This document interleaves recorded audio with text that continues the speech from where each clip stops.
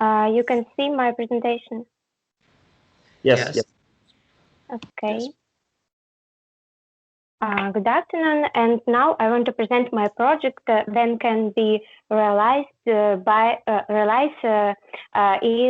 the productivity department services market.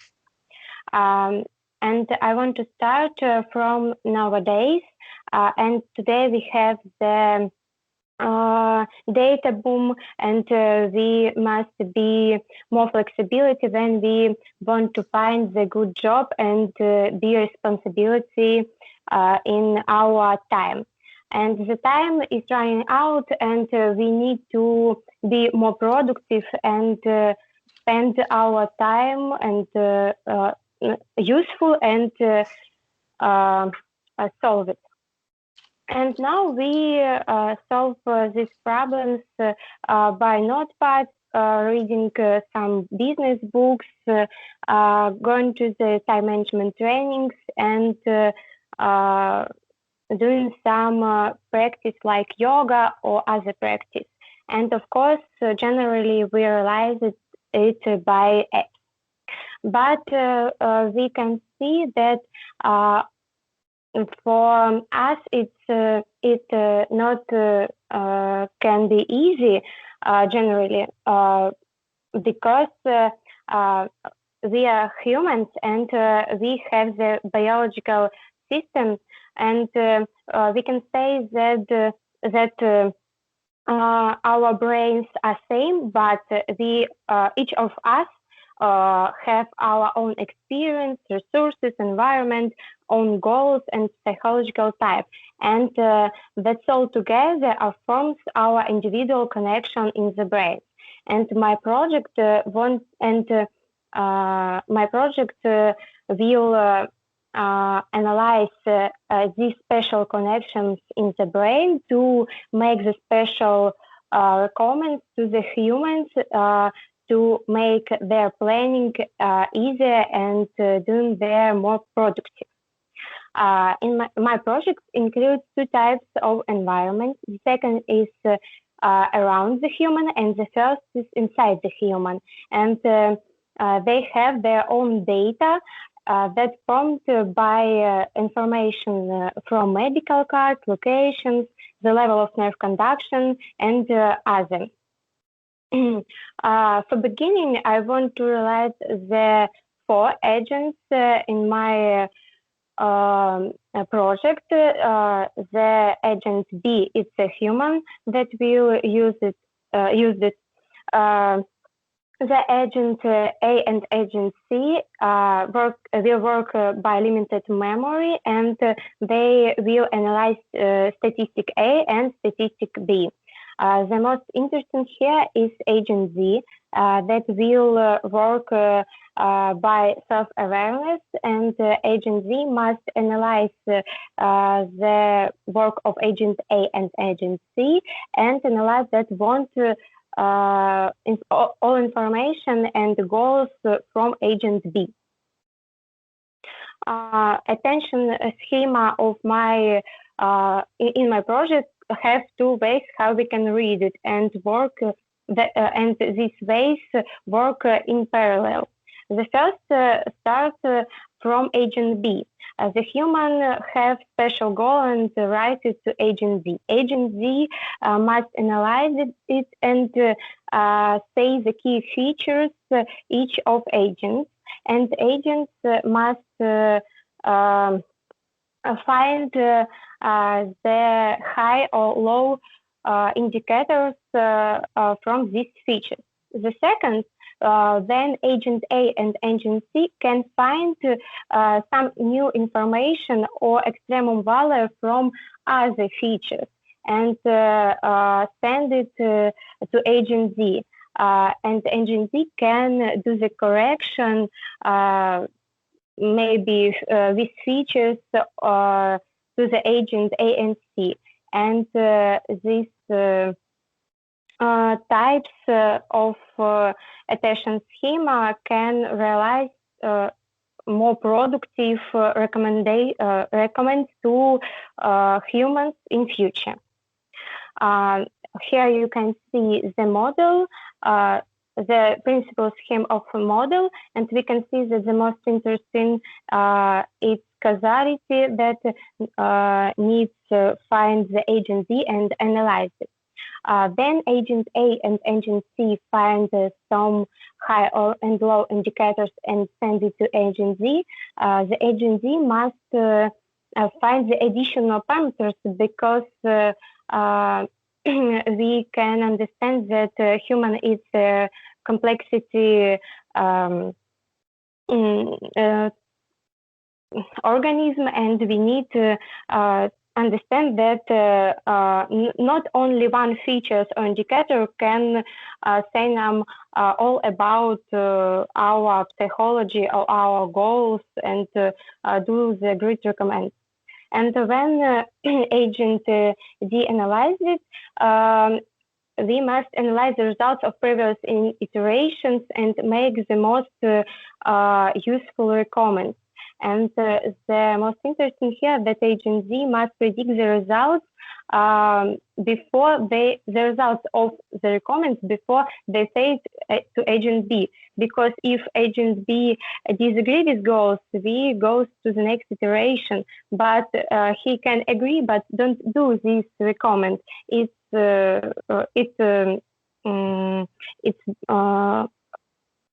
bad for us too.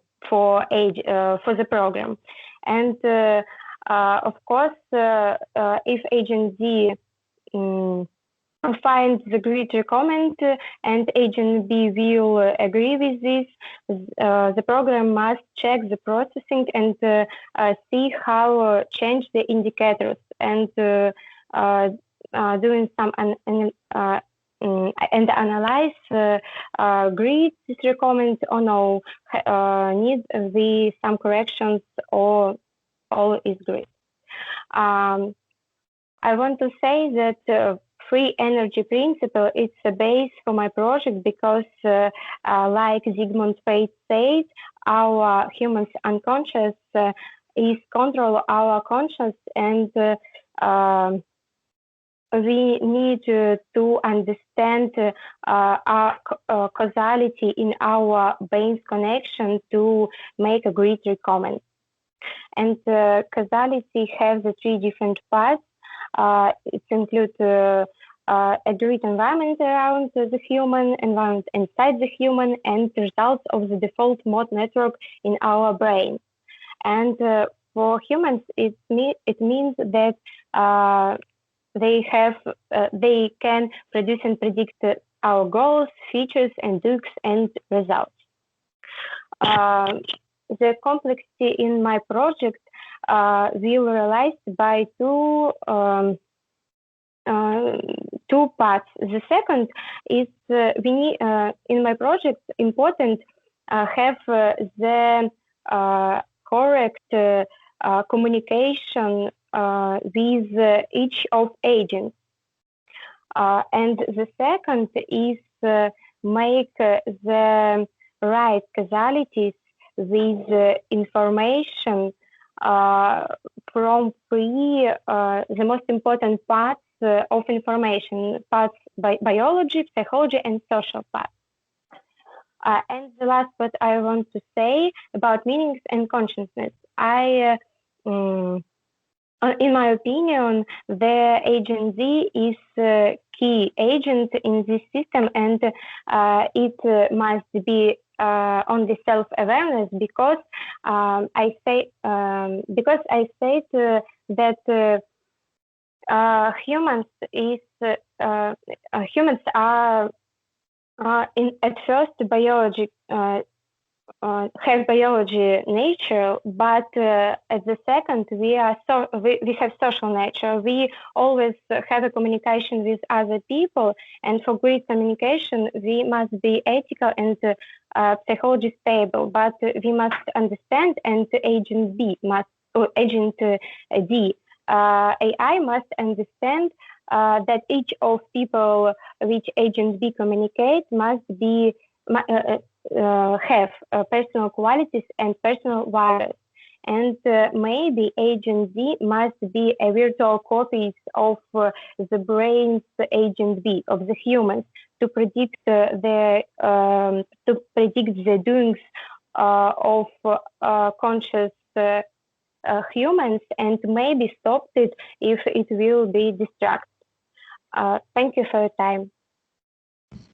Thank you, Anastasia. Unfortunately, you have exceeded your time a little bit. I would also like you all, before you start your presentation, please drop your presentations in the chat, because we have a little bit of technical issues and not all of the participants can see the presentation and the translation for some reason. So if it is possible, or if you can share the links for your presentation, if you have them online, please do it right now. Yes, and in this case, we can start with the questions, I guess. Please, Nikos, go ahead. I think it would be your honor to start this questionnaire section.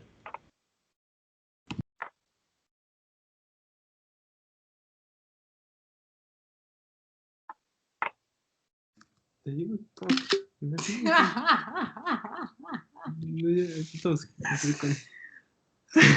как же я.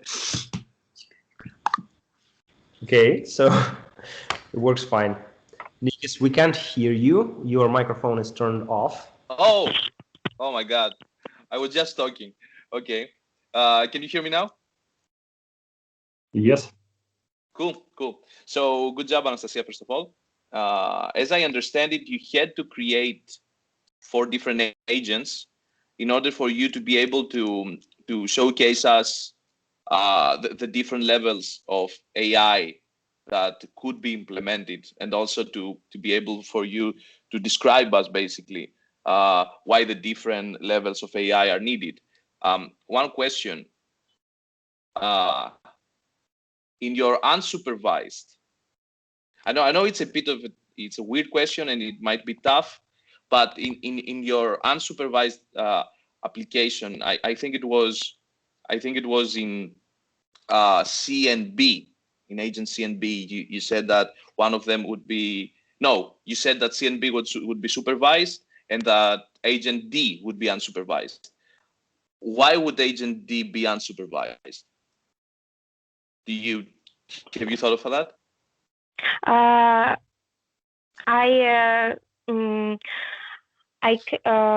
try to describe it from my attention schema. The agent D will unsupervised because agent D can analyze information and add can add some features to supervised agents. They can predict and analyze some new information and request it and add it to the data of agent A and agent C.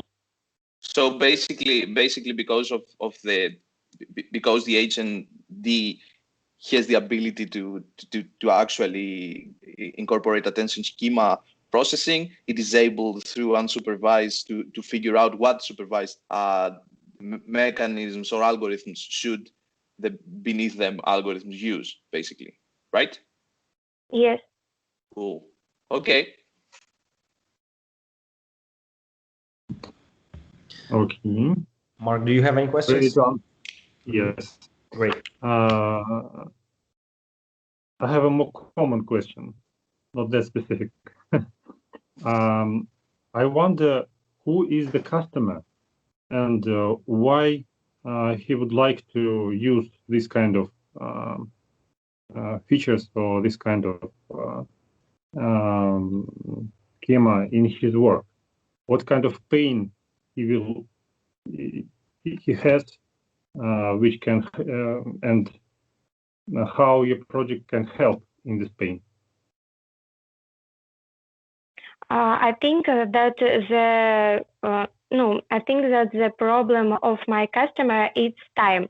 They want to spend their time more productive, but they can't any time to find the great methods. They try some methods, but they can't work, and they need to do something fast, something productive, and they need something that will be useful. and easy to understand and easy to work and work by 100%. But why do you think that your system will help to save time? You see, sometimes you need more time to understand what happens. How it helps you to find the right information to save time, and how you can guarantee that the system helps to gather information which is correct, I would say. Now I can guarantee because I don't write, but I think that this project must try to work, and then all agents works sometimes with a person, with a human who will use it. The agents can understand it more, because of patterns.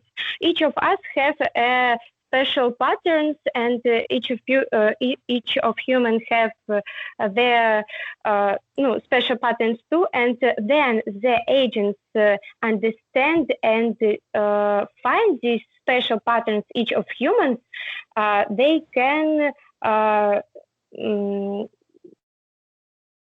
find these key features and key information and analyze it more and more productive. Mm-hmm. I understand, but for me, it's a bit strange to hear that the system like artificial intelligence can understand. You know what I mean? I wonder what kind of I don't know of principle will help to understand. Can you show the schema, or can you show the logic of this kind of understanding? Logic of work the program. Mm-hmm. How the schema or artificial intelligence understands the pattern in which the customer search for information or gather information. I think it's complexity because we need to correct. We need to have the correct realization by with attention schema, with the model.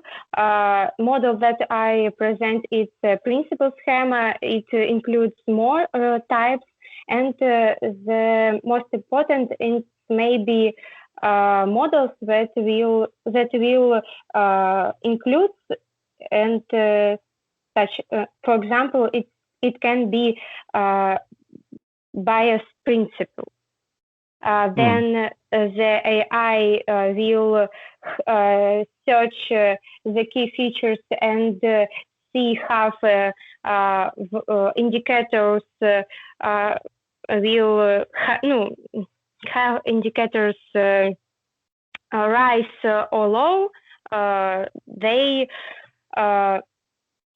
can do analyze and make the special map with the pattern, and how each of people can will doing in this in same maybe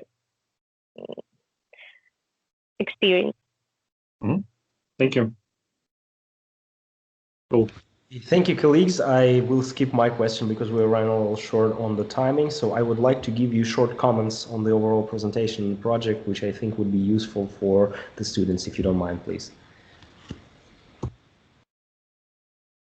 So Nikos, I would like you to go first, if you have some comments on the overall project.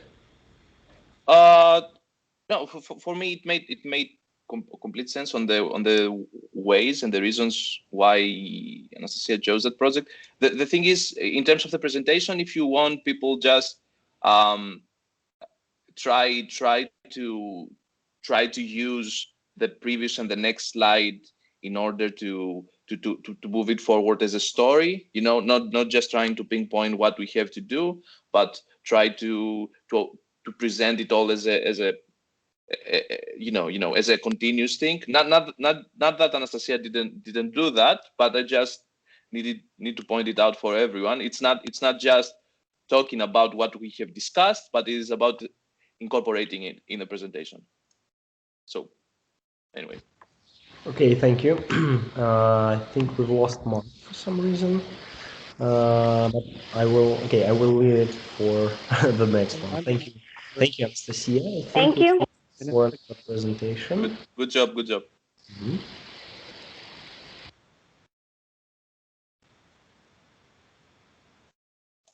Liam? Yeah. Hi everyone. Screen start sharing. You see anything? Yes, it works. Yeah. Okay. I will start. So my project is a KCI and it will be about effective forecasting. So what's it about?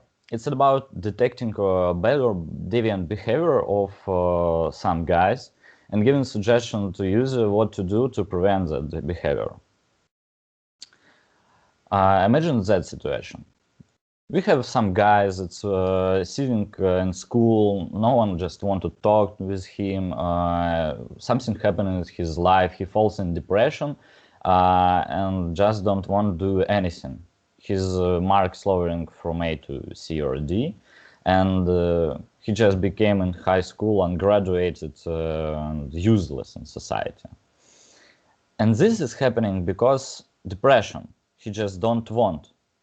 And the school psychologist probably could help, but he just can't be in every point of school and can't notice because of he's just a human. And no one would look in the camera because nothing happens and like that. Same situation with school gangs, when just group of bad guys just grouping up and doing some weird stuff like bullying others. Sorry.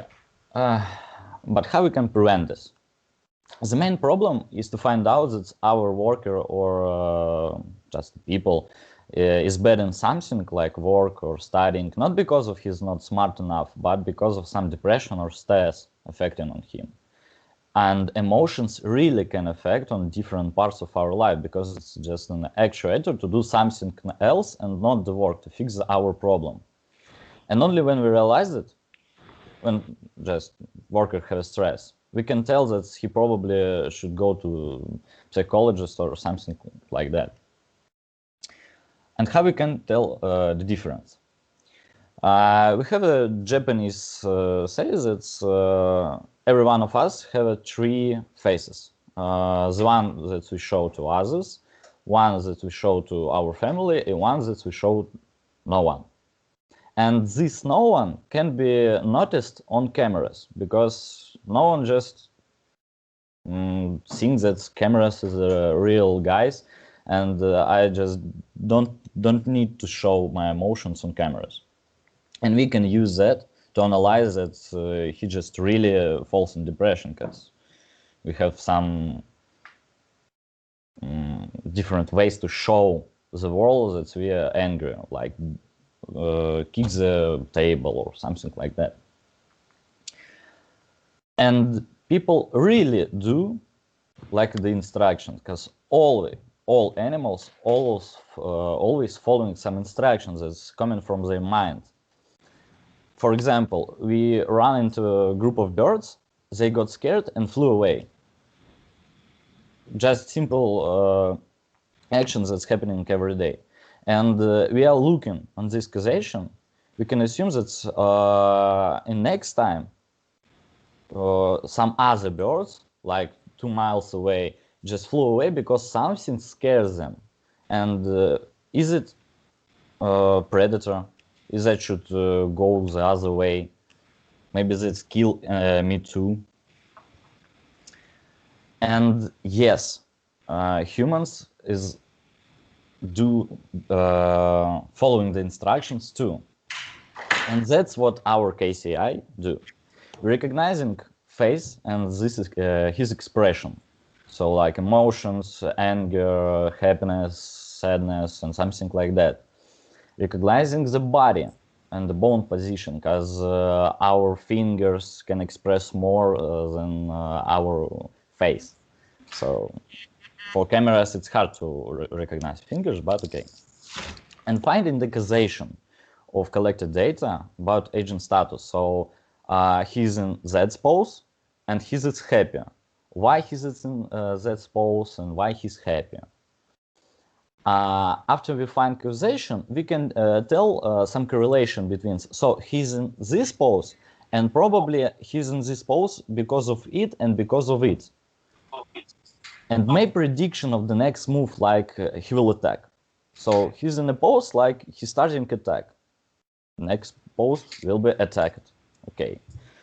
And apply Bayesian inference and store new data, because some of the poses can be like jokes, and no one just won't hit in us. And next time we make a prediction more accurate, so it will help us. But what does KCI really do? KCI collecting data from cameras and probably from some smart bands and smart things that can track our movements to prevent this, and giving some suggestion to user what to do to prevent this. KCI also will able to find workers' best state for work. So he may be working bad in stress. Okay. We just in the right time give it a stress situation and he working over his ability. That's cool.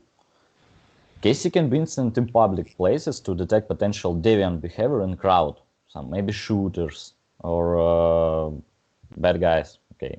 And the cool feature, we can by our AI just store workers' attendance and open entrance without any physical interactions like cards or something like that. And let's just sum up.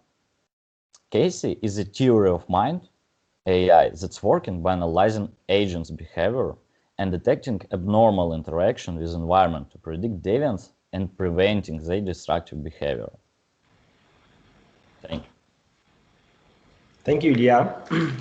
So, dear experts, do you have any questions? I do, yes. Please go ahead.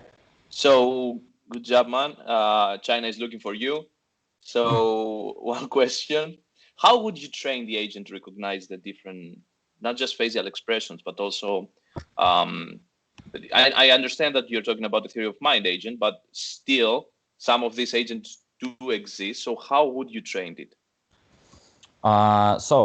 First of all, we will train it from already preprocessed data because we need to start. And then probably our plans will be to set up in days 2 to train it more and more. So it's be unsupervised because every guy can express their emotions differently. So we just cannot classify as it's more accurate, and this is will be fixed. Will fix for us that physiology, psychology is just so new science, and we have not enough works to like understand our emotions. And yeah, it's been unsupervised for different parts. Okay. Okay, great. Mark, do you have any questions? Well, that's quite understandable way of thinking, and it's really we see a kind of such movement in China. They really are trying to understand how to prevent different terrorist attacks by doing these kind of things. But I'm afraid that there is no really, how we told, prepared data. What would you do if the crowd is very unsimilar? If there is representatives of different natures and cultures, like I don't know, Japanese and guys from Italy, they express their emotions in a very different way. How your system will work with this kind of probable biases? Yeah, I'm already told that some different expressions of same emotion. And this is why we choose unsupervised. So we let AI decide what this emotions was for itself. So it's AI decided, not for us. We use unsupervised because we just don't have enough data. We have just like bone structures of every people, and that's all. But how they move and can interact with others, that's we just don't have any works to apply to it. So that's why we use unsupervised. Yes, we need to teach that in different countries, and that's interesting. Okay. Okay, and the final, I would say, problem is different situations of, for example, communication. As we understand, in communication, when people communicate to each other, they can express their emotion in a very different way. Sometimes we think that they're trying to kill each other. And how you think to teach your system to recognize this kind of situations of emotional communication? Okay, so if you talk about some unseen situations, like they talk normal and then he just kills someone, yes, it's deviant behavior, but also, and the deviant behavior can be spotted by looking at his eyes, for example. It's difficult for cameras to spot the eyes, but and probably our eye on this stage just can do that. But this is some how can I say it? This is so small part that we can miss that in our project on this stage of humanity. So that's just wouldn't be predicted, and that's okay because percentage of prediction.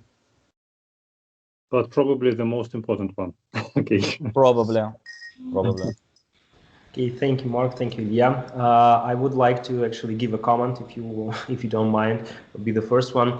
I think that you should explore the whole idea of the psychological profiles and biases of people in terms of how the psychological approach actually changes in terms of the analysis of deviations in behavior. Because if you see the historical, aspect of this situation, you will see that, for instance, the psychological tests that are supposed to expose the deviant behaviors, they have changed a lot. And if you, for instance, apply the traditional psychological test for modern day people, I guess in that sense, most of us will be deviant, and the whole understanding of what norm is and being a normal is very vague term, and it's very subjective, especially in terms of deviations in psychological biases as well, which brings us to the the modern age of people who express themselves to a very open and in a way transparent community. If you I don't know, if you just compare it to, let's say, like hundreds of years prior to that, and I think that devoting this entirely to the AI gives a lot of unpredictability. I'm not saying that it's supposed to be supervised, but I think it's very it's a very subjective term on the determination of the deviant person, or if person is deviant or not.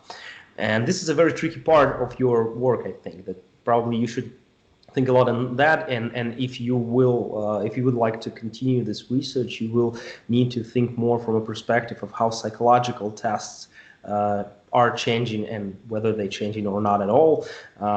Maybe collect some data from there, and maybe it will give you more understanding of how it works, and this would be something that could work with your agent and with basically the AI that you're looking for. Because I have a feeling that it might have some of just mistriggers in terms of the deviations. But this is just a comment. That's something you might look into further. Can I make a very quick suggestion? Sure. A very, very fast one. So, Ilya, now Microsoft is doing something similar with Microsoft Teams and Skype as well. So what they're doing right now, I don't know if you saw that, but what they're doing right now is they are basically initiating a research on how they can basically map,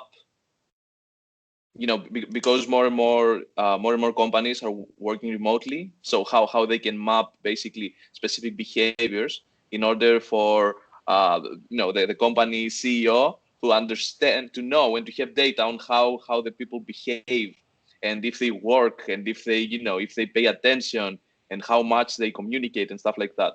So this could be something that you should look for. Yeah. Okay. Thank you.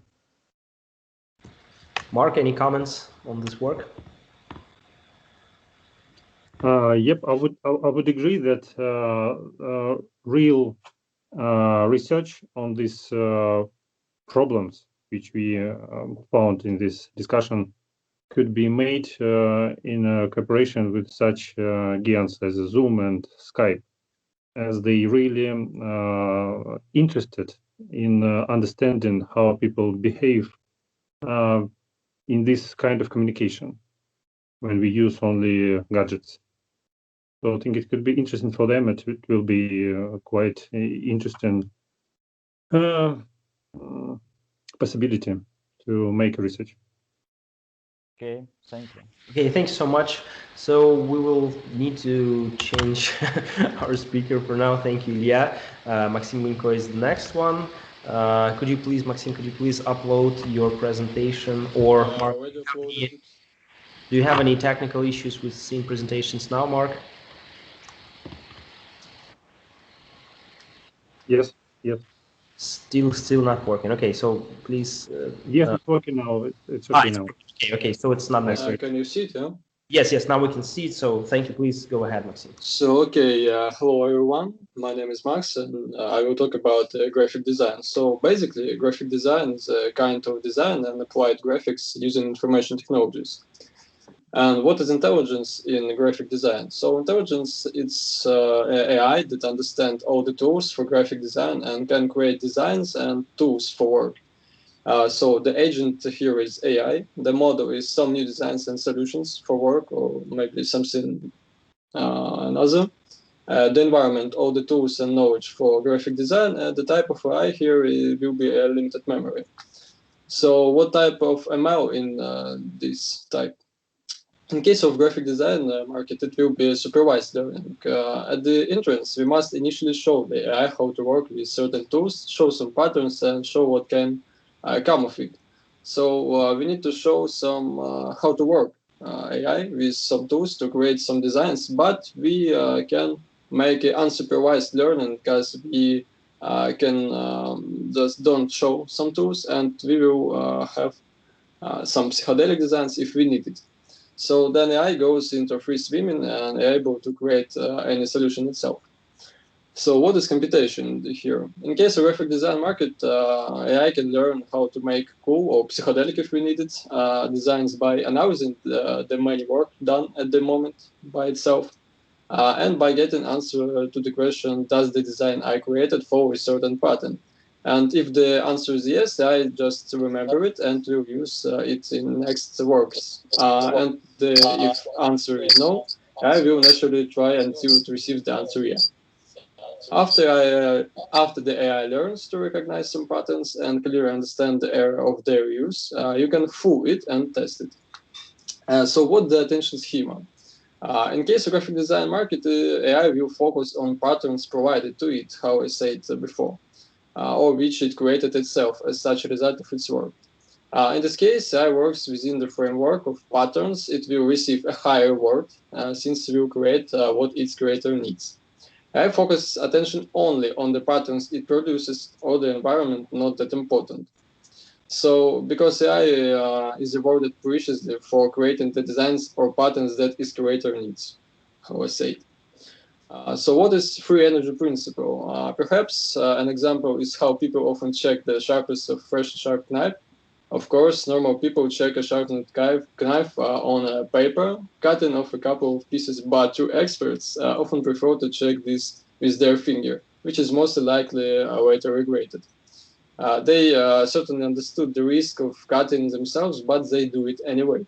And once they cut themselves, most people stop doing that.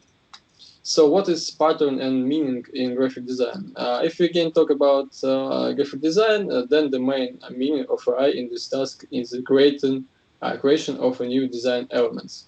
So if we talk about patterns in this task, there will first will be pattern that allows AI to create some objects.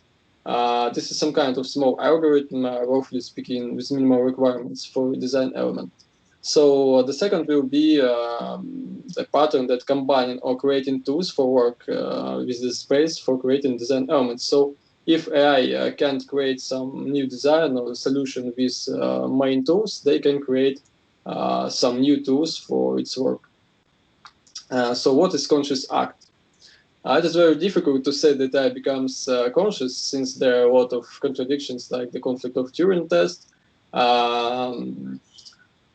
and the Chinese room. So, but let's imagine that the AI is conscious in this case, when the AI focuses only on those patterns that lead to a positive result, and the reward, it will be conscious. Since it knows is in advance that it follows a certain algorithm, it will receive a bonus. So, thank you. That's all. Thank you, Maxim. So, any questions? Nikos? My God, this went fast. So I love that you basically try to explain the whole thing in terms of some of the theories. So can you tell me which would you lean to more in this aspect? You know, in this market, towards the Turing test or towards the Chinese room? I don't understand the question clearly. What do you mean? I mean that in terms of applying a conscious act in an environment like a graphic design, right? Do you believe that a Turing test would be sufficient? There will be maybe some. Okay, we have a meta test Turing when AI creates something that wants to test itself on consciousness. And I think that's the only one way. But I don't think that's a good idea to test some conscious. I don't know. That's a hard question, I think. I don't think so. Okay. No, don't realize. I realize that it's not a straightforward question, or we don't even know if it can be done, especially in a graphic design environment. I just wanted to understand how you put it in the frame of the specific case. But cool. And I also like what you did with the explaining computation. I really don't have a question.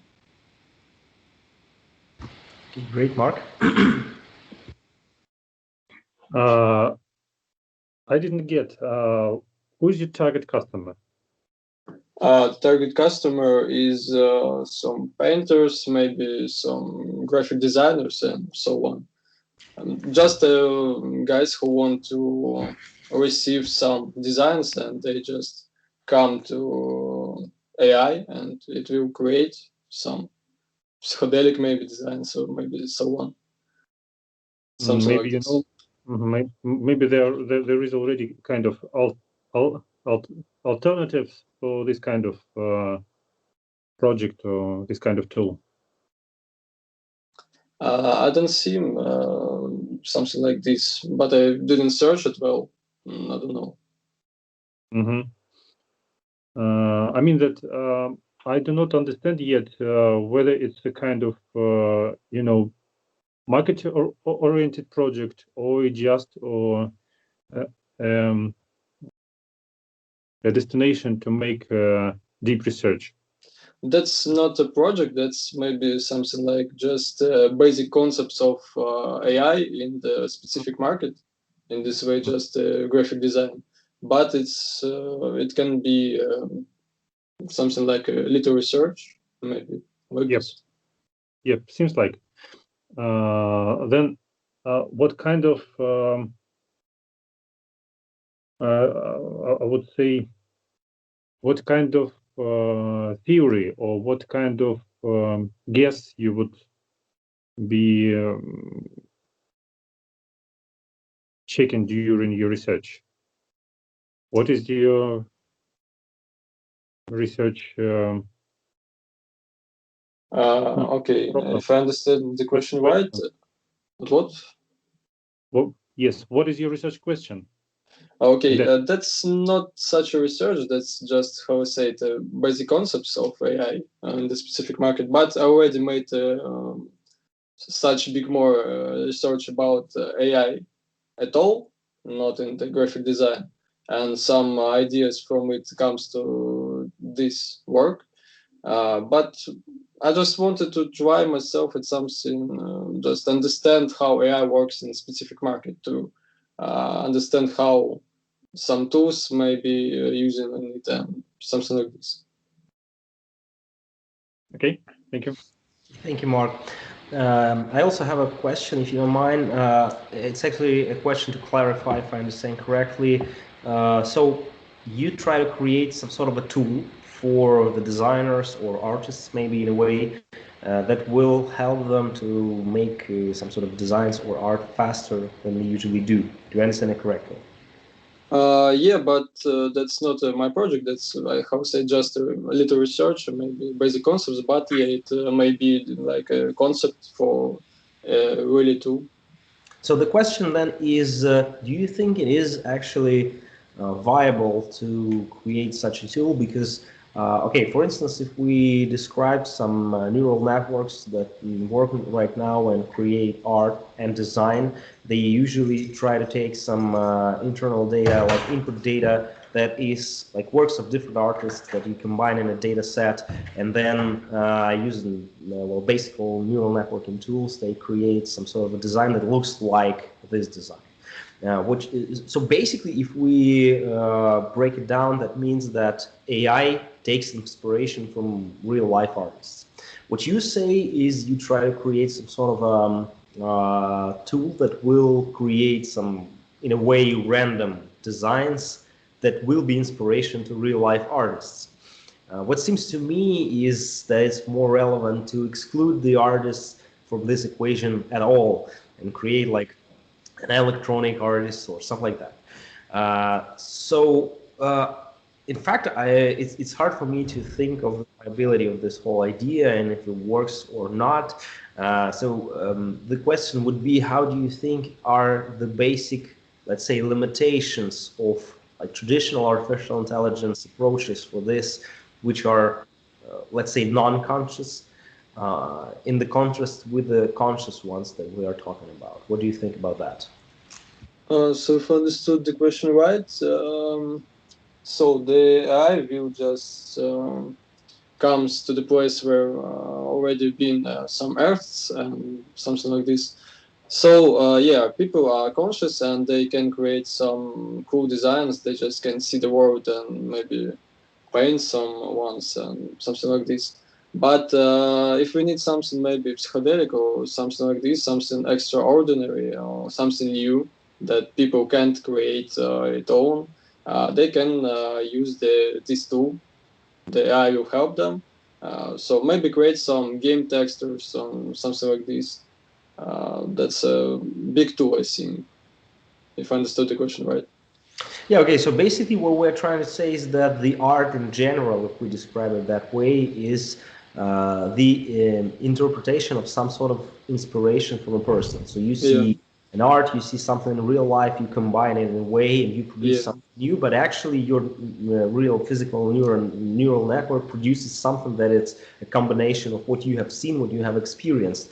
And what you are trying to say is that this sort of AI agent will be able to create some completely out of the box, nearly to random art and design.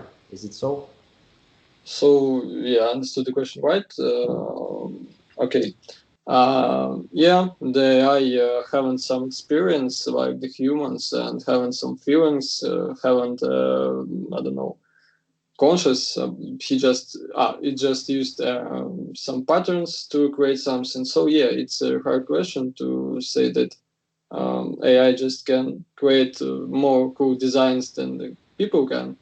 But it's maybe just time. We need to make something cool from this tool. I don't know. Maybe Yeah, okay. Can I make a quick comment? Sure. Yeah. Cool. So very, very quick. So what Max basically is talking about is that basically where art comes from, which is imagination, and basically what imagination comes from, which is basically experience. Experience and plus rules. So how am I going to use the experience I have, and what are the rules of the art that I'm going to use? You know, I need to create lines, I need to create shapes, I need to paint based on what might exist somewhere, or I need to alter something and stuff like that. So these are all algorithms that are already being researched. I already sent some of them in the message. So you should look for Google's Deep Dream. It's the best thing you could look for deep learning in order to turn an image to a more psychedelic thing, which is amazing. And also to RNN Sketch, which basically they are using RNN deep learning neural networks in order for them to make an AI complete a drawing that the human is drawing at the same time, which is even more impressive than just creating art out of nowhere. So just as comments. Okay. Okay, thank you. Mark, do you have any comments on your side?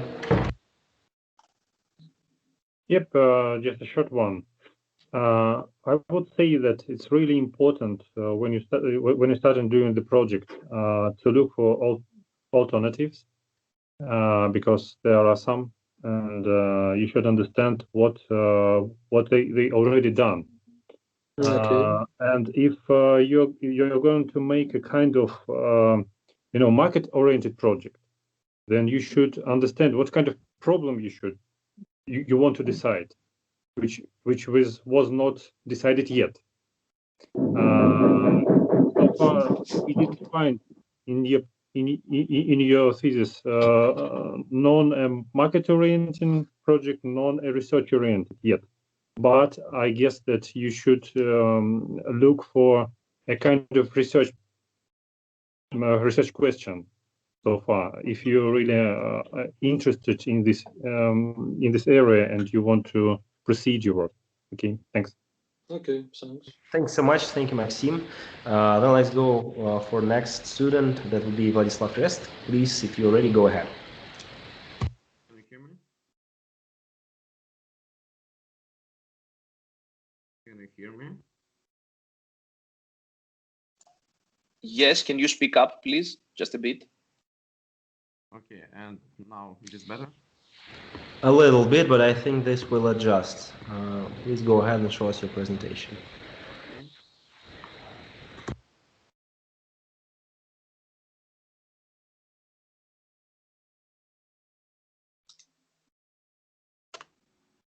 And I send it to the chat. Thank you. Yeah, we can see it. Please go ahead. Okay. So, my name is Vladislav. I'm an X school student, and my market is the game market. So, while talking about intelligence and AI and their role in the game market, I will refer to the game recommendation system, to in-game enemies, and to the player himself as a thinking being. But first, let's understand what intelligence is. Intelligence is the ability of an agent to create models in his environment. Intelligence helps you to do things consciously, not randomly. An agent is the performer of an action. Depending on our perspective, both the character and the player can act as an agent. The model is actions he achieves his goal with. If the agent is a character, then his attack could be his model. And the environment is the place where an agent creates his own actions, a place where he exists and a place he can interact with. So we have dealt with the definition of intelligence, and now let's turn to artificial intelligence and its types. At that moment, there are only two types of artificial intelligence in games. So reactive machines, a type that built on some specific rules. It does not develop himself, it is static. This type can be found in most of the games, both old ones like Mario and Battle City and modern ones like Red Dead Redemption 2. And the second one is limited memories machines. In short, the main difference between the second and the first is that the second one can learn and give some feedback. In games, it is used quite rarely, and its very presence, or even its elements, can already help the game to sell well. Among the most modern examples are Middle-earth, Shadow of Mordor, and XCOM 2 with Nemezida systems. In all of the games, enemies adapt to the player playstyle, preventing the player from using methods he is used to, in case to provide him with a unique experience. So the next step will be, as it seems to me, theory of mind, a type in which one agent can understand another agent, understand his emotions and his motives. Since the main task of the games is to provide the player with unique experience he will enjoy, I do not see a system that would fit better. Enemies and the game itself do not just adapt to your playstyle, but also to you as a separate person.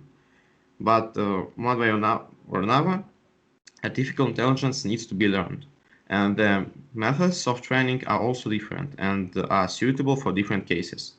Since I believe you already have understanding of the supervised system from the previous presentation, I will tell you about unsupervised. The main feature is that the AI does not have any initial pre-existing input information labels. He learns on the go, it learns on the go, using patterns. So this type is perfect for recommendation system. It will be unsupervised since we don't have pre-existing labels of player tastes. So in case of AI wanting to provide unique experience based on the person's preferences, it will need to look at the game as some amount of patterns that integrated with each other. In that case, AI will be able to find some patterns that players likes in the games of very different genres. And while recommending something, the AI will pass through computation. So computation is basically the AI asking us, do you like the recommendation I'm giving you? If the answer is yes, the AI will remember our answer and use it in the future. And if the answer is no, AI tries until it reaches a positive result. But back to the patterns. The pattern is it's a regularity in the world. As such, the elements of pattern repeat in a predictable manner. If we talk about patterns of action, then in fact, thanks to them, we save our energy. When a player sees an NPC that looks ugly or unfriendly or inhuman, the player automatically raises his hand on it. Player actually don't try to understand if this creature is really an enemy, because in 90% of the games, enemies look like this, look bad. That's where attention schema agent comes. Players selectively concentrating on the discrete aspects of information while ignoring other perceivable information, and then organize categories of information and the relationships among them. So, on the other hand, if NPC looks beautiful, the player is not afraid to approach it for talking or trading. Player knows that good-looking NPC will be best for him. It's all part of the mindset of most players that understand cliché and wanting to get best result. That cliché is needed for basic gameplay navigation and design, but if game itself will be able to avoid or even break that cliché in case to provide player with unique experience, it will be really good for him, not even as a player, but as a human being at all. So finally we have consciousness and free energy principle. AI in particular need them in order for theory of mind to be used in the game. If we talk about the principle of free energy, so this is in fact the attempts of our brain to minimize surprises. Our brain is constantly running the probabilities of how it will feel if we do this or that. This can be explained by the example of a player that meets an enemy that is several times stronger than the player itself. So then the player needs to evaluate his capabilities and understand whether he is strong enough to defeat the enemy. It is here at the time of decision making that our consciousness enters. We can go against the principle of free energy and choose an option in which we are more likely to experience frustration than happiness. And as soon as the AI will be able to make the same decisions, depending on the personality of the player, the game industry will step far forward, I think. And that's it for me. Thank you for listening. Thank you, Vlad. Please, any questions, dear colleagues? Yes, good job, Vlad. One question. In the slide that you mentioned about patterns and the attention schema, do you mean that? I thought that you said that. Did you mean that recognizing patterns are basically a lower level of the AI's capabilities than working based on attention schema, or that recognizing patterns is part of attention schema? Well, I think of it as the part of attention schema. So, as I sorry. So that things, they are kind of working together. So you pay your attention to the certain thing, you concentrate on it, and while concentrating, you make some decisions. You decide what pattern you will, what pattern will do with it. So as I said, we see ugly-looking character. We don't express, some good emotions with it. So that kind of thing. So basically, you're saying that the patterns are created because they are the regularities that we can recognize, and based on the attention schema, the agent chooses the correct pattern. Right? Well, yeah, it's one of the pattern.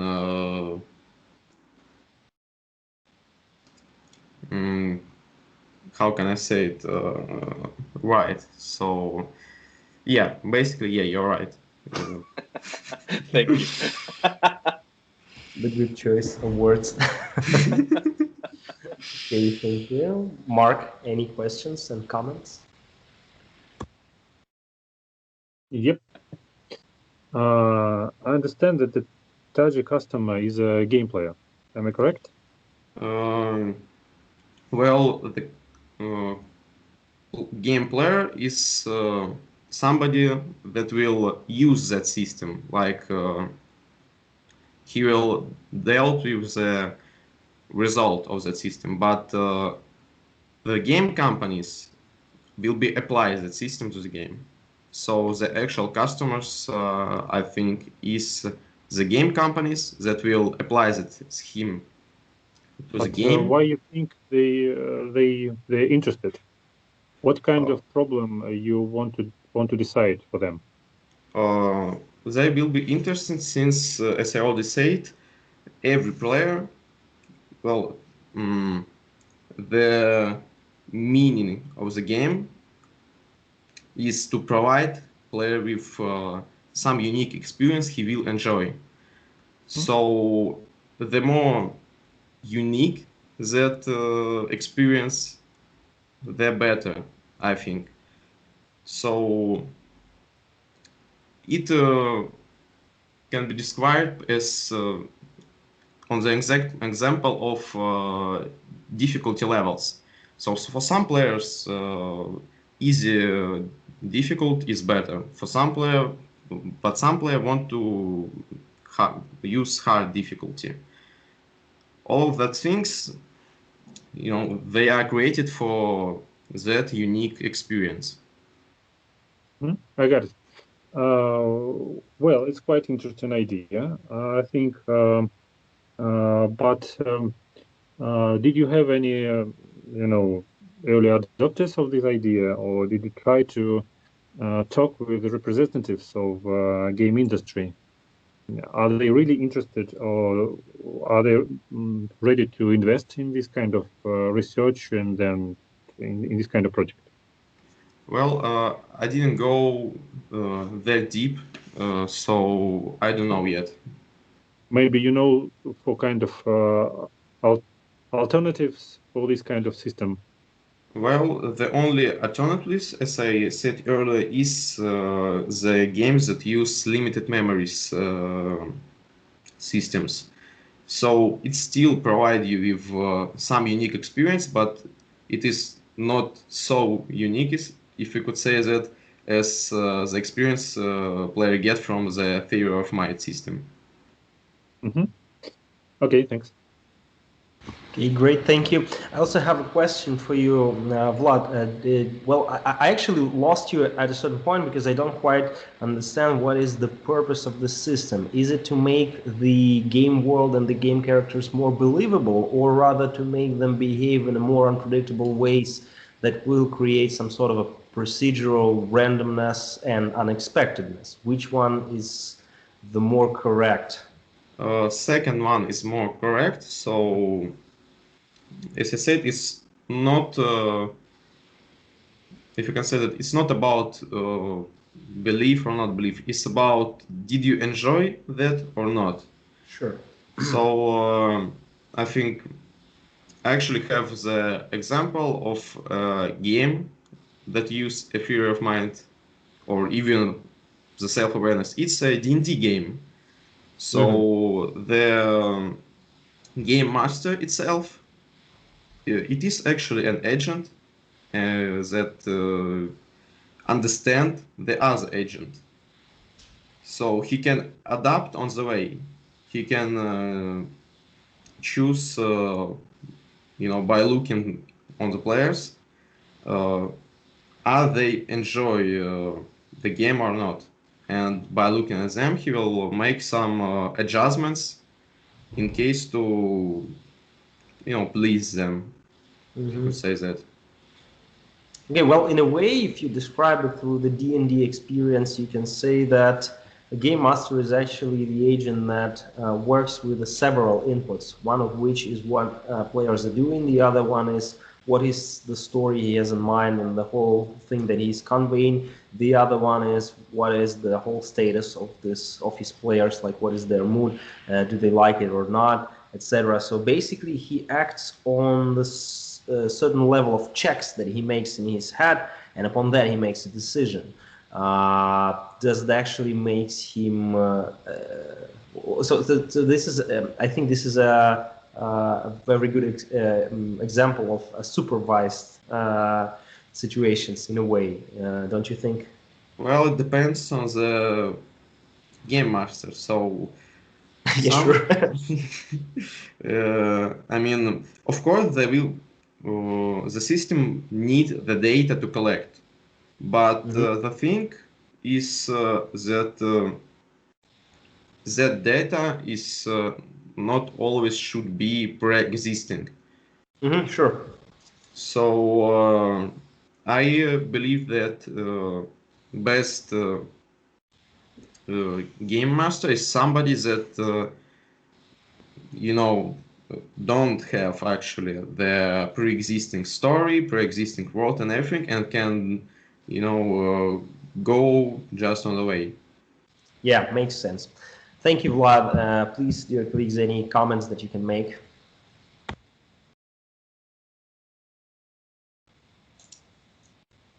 I don't have any real comment, to be honest. I like the presentation very much. Yeah, makes sense. Yeah. Yeah, I would say that this kind of project should be done. Okay, great. Great. It's really interesting for game industry, I think, and for those industries who deal with, virtual auditory. I would say that those who make a kind of web conference would be interested in analyzing the behavior of their listeners with such system. You should think about. Okay, I got it. Thank you. Last comment. Sure. Go to OpenAI. Go to OpenAI. Remember OpenAI? Go there. Yeah. Apply to Elon Musk, and everything will be fine in your life. Okay, Yeah. thank you so much, colleagues. Thank Thank you. you. So who is the next one? Okay, Artyom, please go ahead.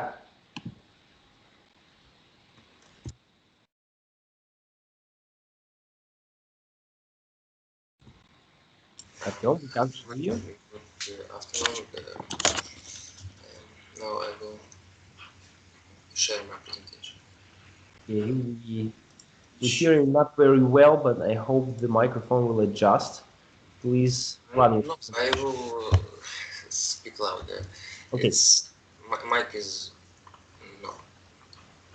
Check. Okay, go ahead, please. Do you think? Do you see? Yes, we can see and the presentation as well. So please go ahead. My market. Hello, my name is Tzagkarakis. My market is robot magicians and robot illusionists, and the market for robots, illusionists, and robot magicians who will stand on the streets and shopping malls and do magic tricks with cards, napkins, handkerchiefs, ropes, and flowers. The purpose of this my concept I will tell next. Generally, in AI science, there exists a rule about intelligence, agent, environment. As I understand, intelligence is the ability of the agents to make models of its environment. Agent, I think it's something that can interact with the environment and with itself. And environment is what around agent and behavior of agent and some features of agent's behavior. Models I understand differently ways. As I understand, models is perceptions and copies of different objects of reality, of environment and agent itself in head of agent. It's like things in head. And actuator generally in AI means reason why the agent does something. Now, for example, in octopus hunting to fish, reason is actuator is hunger. My market is robot magicians, and agent in my market is computer that processes the information and chooses which trick to do and how. Model is hands or manipulators of AI robot magicians and things and copies of environment in head of robot. Environment is a spacious place with spectators where the robot AI does tricks. And reflex in AI science mean something that if agent repeat many times, it will be done by agent without attention. And the reflex in my market means that my robot will who does some tricks without attention on tricks, and he will pay attention only to atypical things before many repeating trick. I will look at schools of AI in my market. Many schools of AI exists. Reactive machine. There are reactive machine AI,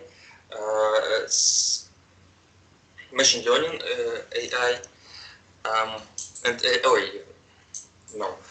limited memory AI and theory of mind AI. In my market uses a limited memory AI because non-renewable memory in another markets will be useless here, as I understand. Robot magician must learn, and I think interesting robot magician has the ability to training and feedback, and this limited memory AI helps here.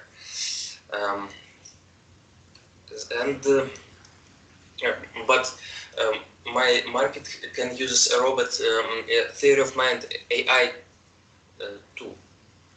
Theory of mind AI means that agent make models of other agents, of spectators, people, and viewers. It's more developed AI.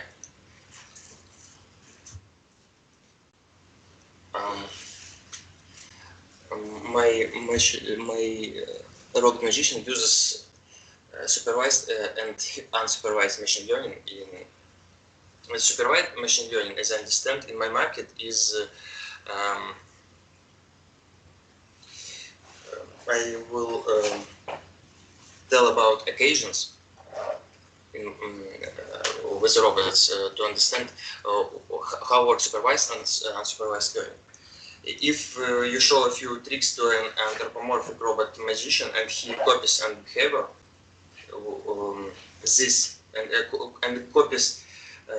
if he copies this behavior with people, it's supervised learning. If a robot is shown tricks and people's reactions, and robot is robot C, and if a robot is shown tricks to successful and unsuccessful focus, then the robot will experiment striving to a successful focus. It's an example of supervised machine learning. If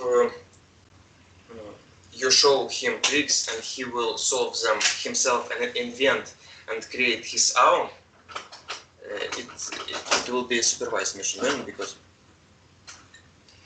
it's uncontrolled by us.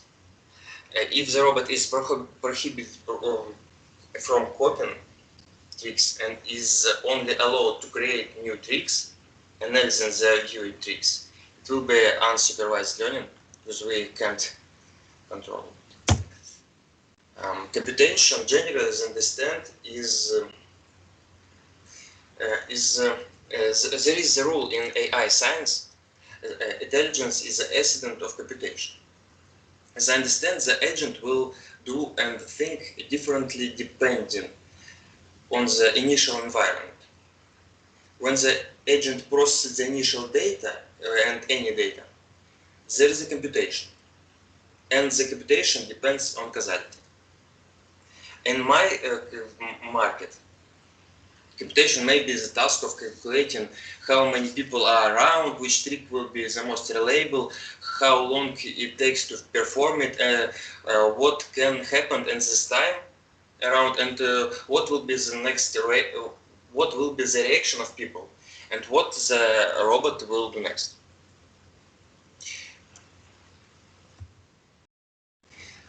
Attention schema theory is one point in AI, and as I understand, If a magician robot focuses on cards, on coins, and on people, he does not notice everything around. He focused on what can give him reward. The reward is a successful trick, and I understand this is how attention schema works in my mind. For example, in front of the robot 4 spectators, he makes a card trick or coin trick. His attention should be directed to cards, to people, and walking passers which might interfere with him. He may not pay attention to cars or sun. He directs attention to where his reward depends. A reward can be joy programmed in a robot. And one of pages of AI is free energy principle. It and can explain how it works on a robot magician.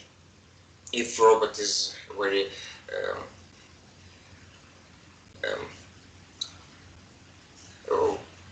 very developed, and if a robot's going to wake up at 7 and in the morning and fall asleep at 10 in the evening, then robot predicts that he will wake up at 7 with 90% of probability. He minimizes risk, minimizes surprise. If he don't wake up, he sleep, then he will be surprised, and then his predictions will change next time. Probabilities will be reinstalled. This is how free energy principle works in my market of robot magicians. And I will talk about patterns and meaning in my markets. If the robot is in one, how to make one pattern of my robot magician. If the robot is an illusionist, and if he every time one difficult trick in the park and he failed 2 times, he will decide that he don't need to do this trick in the park, and it's one pattern. If he does it successfully 5 times in a row on the beach, he decides that it is better to continue this way in the beach. Yes, that's how patterns arises. And for example, if a robot illusionist does certain tricks every time with a lot of spectators, he will remember, and this will become a pattern. And the overall of illusionist tricks, overall meaning, I think it's leisure, and the overall meaning is of illusionist tricks is to relax and improve your condition, to improve productivity for people. And one of page of AI science is conscious act. How my robot magician can do conscious act. It is based on attention schema theory. According with this theory, when a robot illusionist focused on parts of the environment and on parts of its behavior, when it does it for purpose, for example, when the robot focuses on how it holds a card, which the side of the card is facing a specific person, how this will affect the success of the focus. At this moment, they performs a conscious act. I think it's maybe only for theory of mind agent, because theory of mind AI agent, only these agents can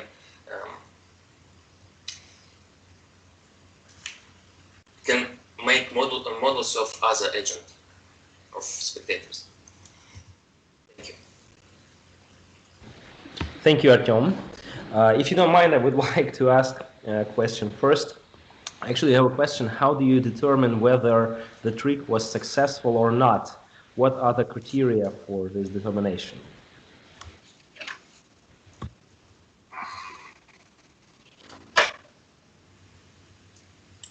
Can you repeat? I will mute the Skype. Okay.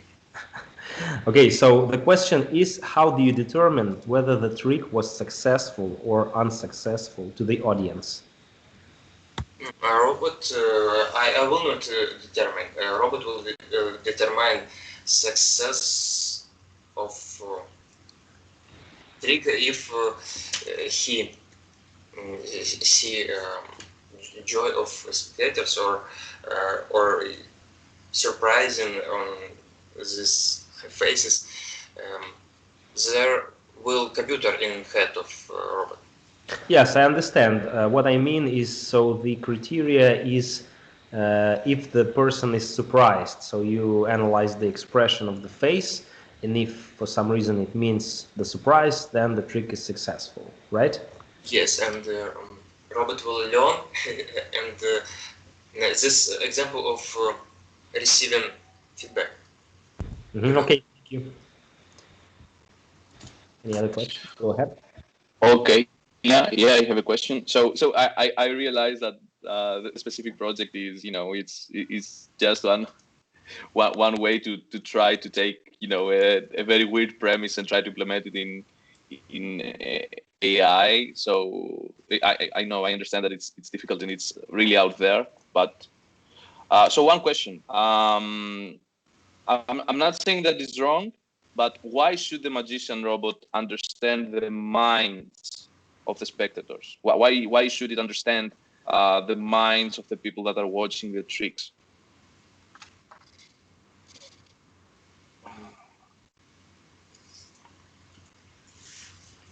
Yes. How robots understand minds of the spectators? Am I understanding rightly? Yes. Why does it matter for the agent to understand their minds? To learn, to improve his competences in time. Yes. Yeah. I know that we want to make it better, but why is it important to understand that the others are agents? Why is it important to understand them, how they think, the people think? Again, I'm not saying that it's wrong. Because high-level AIs must determine, make models of agents. I think that you want to listen something in AI science.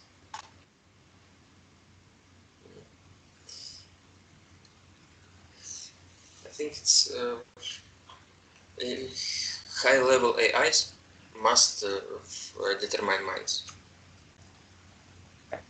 And basically, robot magician should be a really high level because it has to do with emotions and stuff like that. This is what you mean, I guess. It has to do with the most complicated aspects of the human mind. So for that reason, you need to understand the mind. This is what you mean? Yes, near this. Okay. Thank you. Mark, any questions? I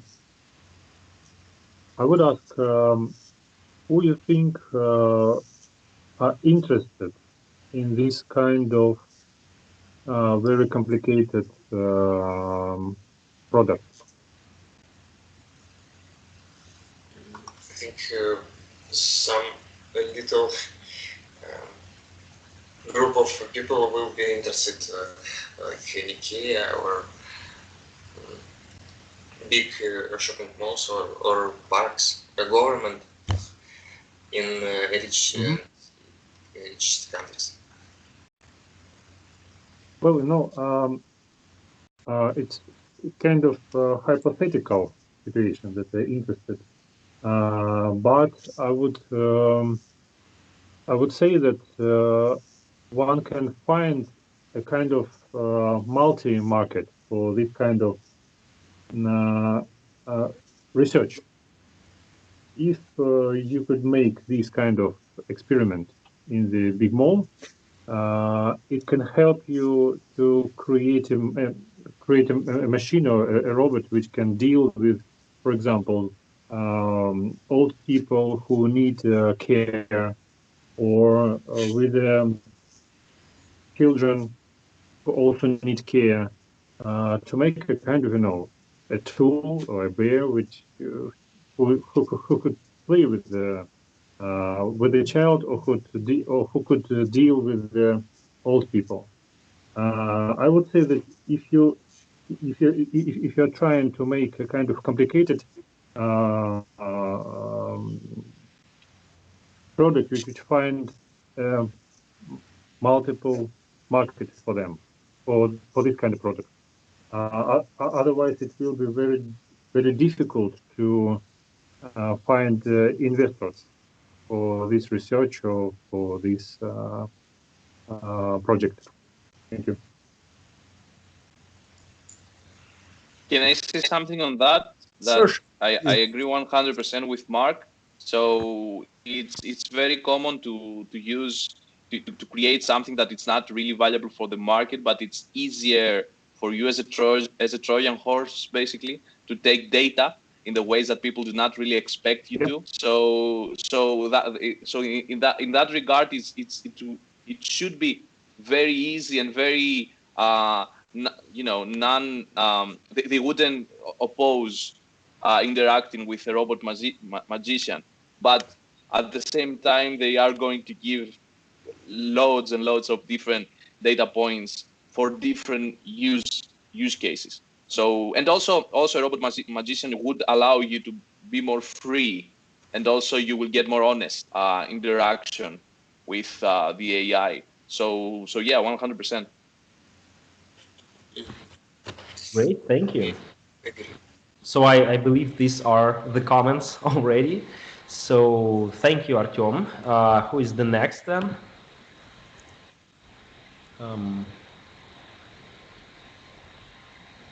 So we have 5 more students left, I guess.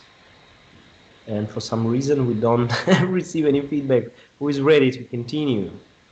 Please let us know. Okay, Anastasia. Unfortunately, we can't hear you. Do you have any malfunction with your microphone? Yes. Now you can hear me. Yes, now please go ahead. Okay, so hello, my name is Anastasia, as you know, and today I will talk about AI in educational system. It's not a secret that the educational system for today has a lot of problems, or in other words, challenges. And I pick out the main 3 of them as I see it. So the number 1 is common education. Like every person in class has a different speed at which they can learn educational programs. Because of this, some students stay behind and can catch up with other students. The second one is an exam as a way of assessment. Despite the fact that everyone has different levels of knowledge, they have one standard for all of us. And the last one is a heavy workload of teaching staff. Teachers spend more time with bureaucracy than with their study plans, and that is bad. But what is the role of AI in it?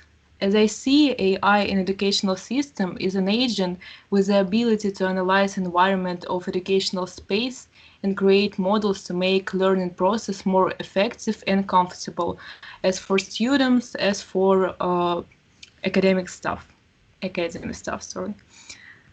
So, The main function of AI that solves the educational problems are to make individual trajectory. It's when AI will analyze and compute non-arithmetic method as collect data with preference classes, academic performance, the strongest and the weakest points of students, to make an individual trajectory and let them educate in their own rhythm. To check educational performance, this function will help AI to collect data with educational results and free poor teachers from checking home tasks, and to control motivation and emotional state. And for me, this is the most interesting and weird one. To continue to talk about it, I should say that the type of AI that I choose for this market is the theory of mind. Why? The main resource of educational market is the students. Why? Because the customer of this market, the government, is interested in students that end their education. But a lot of them leave because they can solve the pressure the schools or universities gave to them. Theory of mind type allows to monitor students' psychological condition during the assignment, and it will help to notice knowledge gaps in time and correct the educational program, and avoid stress and emotional burnout by that. Of learning that I choose is the machine learning and supervised learning. Supervised learning method will define what classes students are interested in and what are the problematic one for them. As labels, it will use the name of subjects. And for checking students' work, reinforcement learning will fit as well, because if a student have a problem if student have a problem with home tasks, he can get a reward and backyards. I will talk a lot about attention schema. If students have a problem with the subject homework, AI will pay attention on it and reconstruct his educational program to work with mistakes. It also connects with the free energy principle, because if students improve his knowledge, the probability of unsuccess on exam will be low. And the final question that I want to discuss is conscious. The last question that we have on our practice was in which moment agent has become a conscious. And I want to try to ask on this question and to say that according to a Michael Grotzian schema theory method, each time as agent need to use a simplified model of attention, it has become subjective awareness, or in other words, conscious. So thank you. You can ask your questions. Thank you, Anastasia. Any questions, dear colleagues? Yes, good job, Anastasia. Thanks. One question, basically. Can you describe very, very briefly, very shortly, a moment where attention schema needs to kick in, and what are the different variables of attention schema? Like when it began to attention, not conscious, yes? Yes. It's the moment when his type of attention like checked. He has many type of attention, and one of them is the type of attention when he like simplified his attention, when he like pay attention on something. And the moment when it's not that, it's not like that, the moment when he like on his mind and pay attention for everything as a, I don't know, as a frog. In this moment, he's just attention, not conscious. I hope it's like that. Okay. So basically, You are okay. Okay, I think I get it. Okay. Thanks. Okay, thank you. Mark, any questions? Yep. I have a question with the very beginning of your thinking on a project. Why do you think the student need to individual trajectory? Yes. Not this kind of question. Why you think that artificial intelligence can make trajectory for him? Why you think it should be done by a machine? Well, I'm not sure that only machine can give to students individual trajectory, but I think that AI can do that, and why not? Because it's really important in our educational system. I didn't say that only AI can give it to them. No, it's the other schools or other universities can do it as well, but for some reasons they didn't do it. You see, I would say that philosophically, it's really important that student makes his decision by himself. Of course, you can try to make a system which can help him. For example, a system which can give him a kind of advice, or can give him a feedback on which particular competences or particular knowledge is are weak, and he need to put more attention on it. So I would orient your project more precisely, because it's a kind of very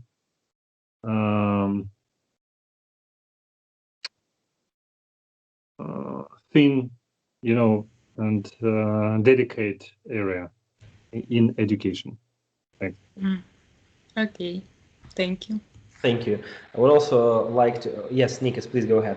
One really quick. Okay. I would disagree with Mark on that one. Because, because especially philosophically, it's free will is a very debatable issue. So most of the times that we take a choice is mostly based on what we have in our hands.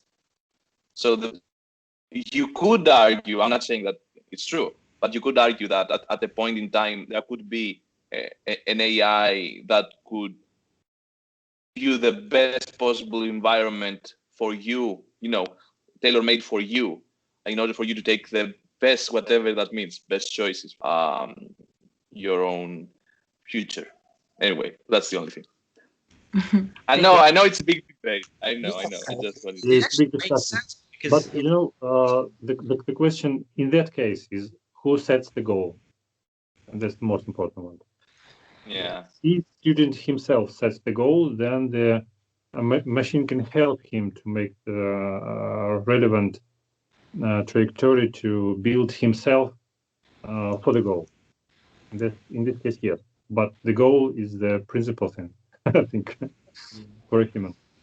Well, I would actually like to expand this idea, because I think the core So that's it. And the cornerstone of this debate is, what do we consider an education? And I think what Anastasia tried to implement here is more what rather we should call training. If we say that we have an exact model of competences that we need to somehow achieve and explore, then it is possible in a way to create this trajectory.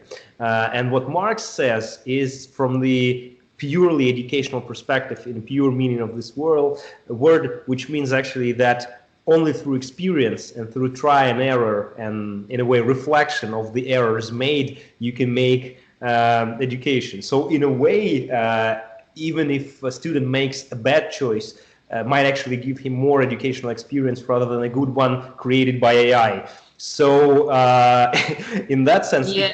Talk about pure education in a pure sense of this word, nothing is actually needed for help, because the only thing that matters is what you put into it. And what Nikos says about when the decisions are made by a person are the ones that you had in hand is another question for the environment of a person. Like what, for instance, we can say that the university or school is a way of environment. It's not what it gives, what types of lectures it gives to students, but rather what surrounds the person and what creates his image of the world, and this is what matters. But if we talk about the agent and AI, this would rather help to somehow maybe master or hone the practical skills, hard skills in a way, or something like that. This is a place where it can be implemented. But rather when we talk about the learning, the understanding, the thinking process, all the cognitive processes,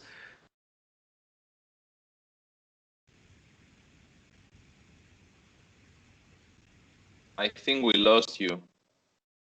Yes. okay, at a standpoint of sense or connection? No, connection, man, connection. Afterwards, cognitive. Okay, but still, I think the idea was conveyed, so we wouldn't torture Anastasia, and I think the comments were made. Thank you. Thank you for your job. This is really important, and thanks, Anastasia, for raising it. Mm-hmm. Okay, great. Who's next? I am. Do you hear me Okay. well? Go ahead. Okay, give me some minutes. I'm sorry I can't switch on my camera because now I'm in my hometown and the internet speed there is very low. And if I will switch it on, so I will have a big ping. Second.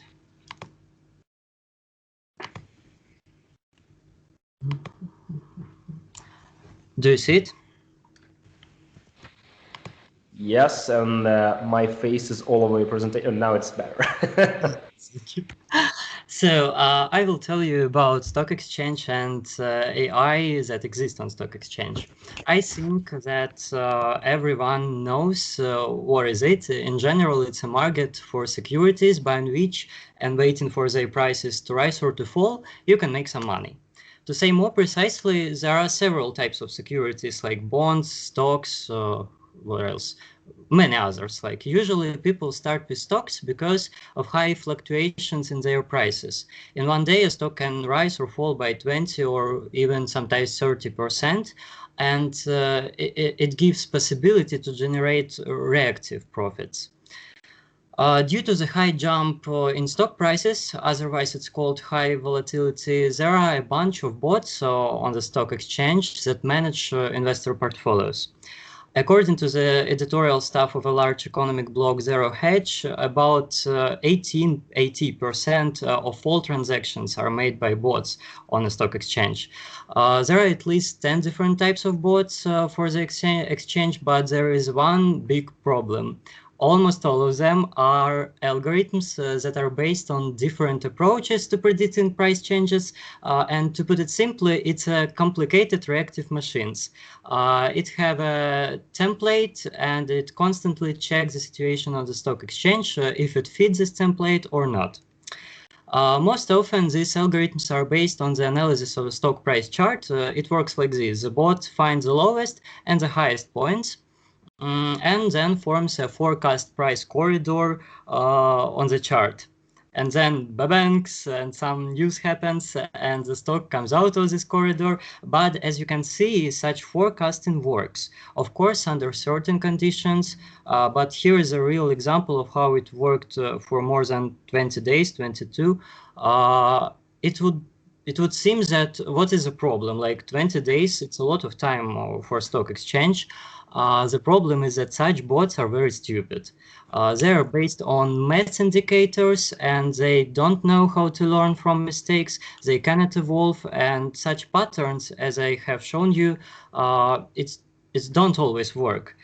You might think that such an algorithm can be modified. We can teach that to learn from mistakes, but it seems to me that the data that underlies the algorithm are not like entirely correct for forecasting, for prediction, and data, how you can say it, data are illogical, and this illogicality is very multi-component. Here, we have not only naked indicators such as highest price or lowest price or something more complicated. Also, we have thousands of agents, thousands of real people who make billions of transactions per day, and you need to understand like what drives everyone, what's the interest, what's the curious of everyone. But among these algorithms, there is one in which echoes of reasoning, echoes of mind are visible. That is news algorithms. They analyze news about companies, and as I think they use a linguistic parser to determine which word is used, negative or a positive one. Then they go to the stock exchange and fix a certain period of time and watch the stock. Is it fall or grow, to understand if there is a causal connection between news and prices changes, or is it just correlation? And I must say that this type of AI, this type of algorithm, news algorithm, unlike many others, that uses the attention scheme. It's activated only when some news comes out and somehow colored, I mean emotional colored. And it's not like the simplest algorithm, not the reactive machine. It's already like a limited memory one. And even more, like after all, this algorithm based on the emotional coloring of news tries to predict the behavior of people on the stock exchange. And of course, at first, especially at first, it's clumsy. But however, if you create a scale of negativity or positivity of news, relate the news to each other, and connect such a scale with how strongly people react on the stock exchange, here we can already talk about some theory of mind agent. So summing up on how AI is presented on the stock exchange, basically these are very complex reactive machines. There is also machine learning. I think that there is already an AI that can understand how people behave on the stock exchange, their motives and their simple models. Of course, it's far, far away from empathy, because it seems to me that empathy appears only with self-awareness, but it is already something. There are two approaches. The first one is the most widespread on exchange. It's based on the analysis of mathematical models on indicators. This approach is used by reactive machines. There is another approach that is almost not represented, where they try to, where algorithms try to analyze human behavior, and both have weaknesses and advantages. But like, what does market need? It may be necessary to have a highly advanced intelligent intellect that can realize itself, that can be aware of itself. Well, the whole point of the market is one thing: to maximize profits in a short time, in a middle or short time. I think that a self-aware agent is not needed on the stock exchange. Well, he's aware of himself, and what's next? Like, algorithms based on mathematical models have already shown themselves as a dubious tool that does not always work. And I will say it one more time: algorithms are based on the indicators which have randomity or random in themselves, because thousands of people form these indicators. The lowest or the highest price is just a result of work of thousands people. But machines that have the ability to learn, their analyses are based on predicting human behavior. It seems to me that this is exactly what is needed for the exchange. We just need to find new triggers, new causal connections, like news and prices. So, like, I guess that for sure there is something else. There is. Thank you. Thank you, Andrei. Any questions? My God, you can make a good presentation if you want to make money out of it, right? Thank you. God.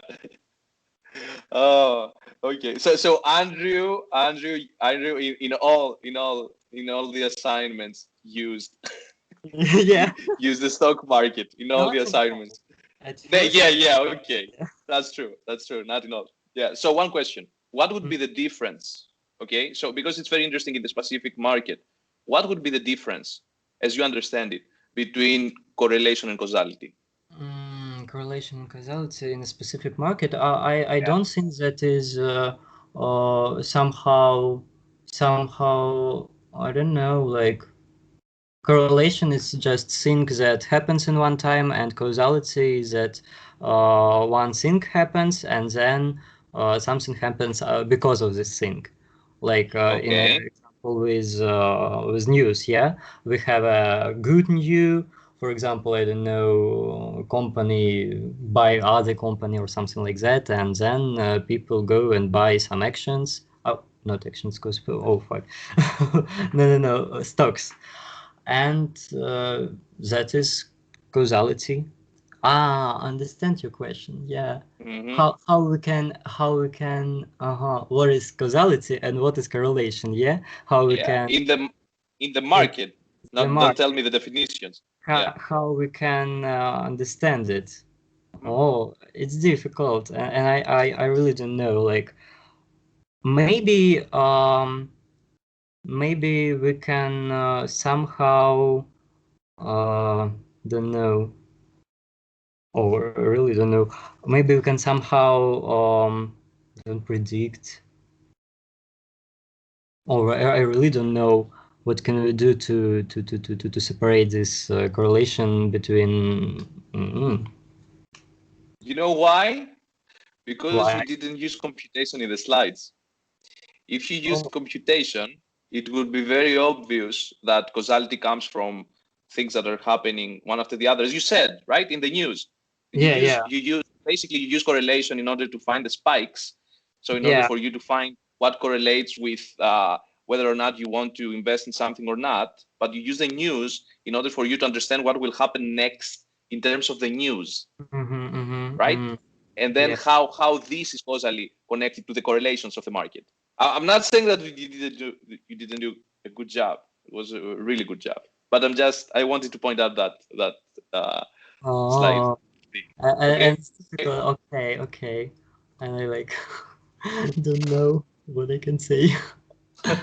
No. You did a good job, man. It's okay. If you don't know, you just need to take care. You just need to treat it as a comment, as something that you look into further. Yes, it's not a negative thing. Sure. Don't take it. Yeah. Mark? Yeah.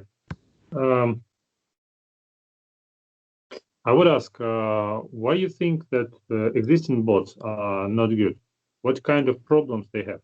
What are you trying to decide?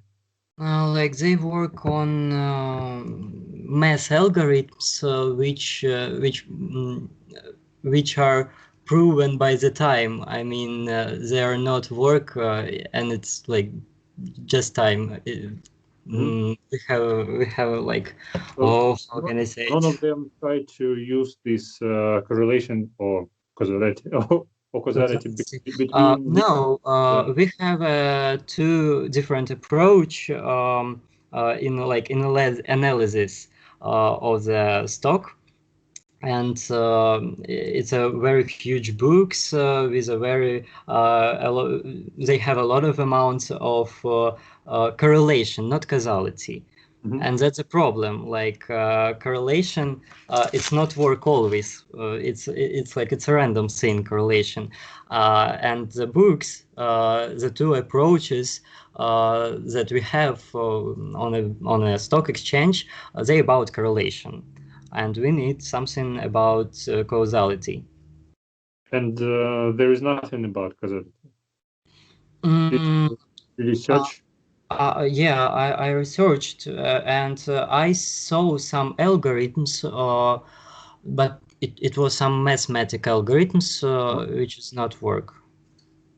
That's interesting. Then it's an interesting market niche, I think. So it's really good that you found it. Thank you. And what is your bet? How much you're ready to bet on that? Did you ready? Yeah, I play. I bet he already bet. Yeah. I don't know if you ask me like whether I want to start some project on it. Yeah, I want. I really want to make some research about expand the news algorithm on the other thing. Yeah. Yeah, great. Then it can work. If you're ready to invest in that project, it can work. Thank you. Thank you, Mark. I actually have a comment, and not a very small one, but still I will use my position to use it.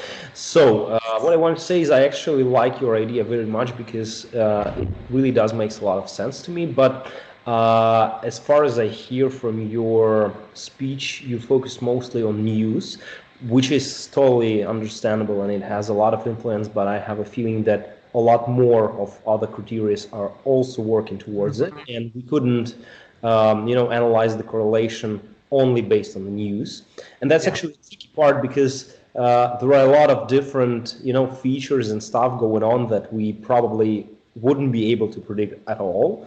And, there's a small story. I would give it very simple, but it's a very, representative one. There was once a Nobel Prize winner in economics. Unfortunately, I do not remember his name. He was once participating in an advertisement made by a bank, which was given a very specific, program relating to exchange rates and the difficult percent and stuff like this. The idea was that all the experts were trying to predict the situation in the market, the exchange rates, the difficult percent. Yeah, and he wasn't. He was the one who said that it is very unpredictable stuff. So this advertisement was made like this. He was sitting in a very club-like chair in a Harvard-like situation, and the interviewer asked, Mr. Johnson, what do you think? Can you tell us what was the differences, and how will the exchange rate change, and how difficult percent change? And he answered, no, I can't. So the narrator then said, if he can't predict, then nobody can. So the idea behind this was to show that it is actually very unpredictable stuff. And while the books are working only towards the statistics and stuff like this, it is a very simple way, and it is like the right way to do it in a way, if you know what I mean, because it is very hard to predict all the chaotic and unstable stuff. But I, upon your speech, have actually a very evil idea that you might keep in mind, that maybe the AI agent should not predict situation, but rather try to control it, maybe to create some sort of fake news and stuff like this. Wow.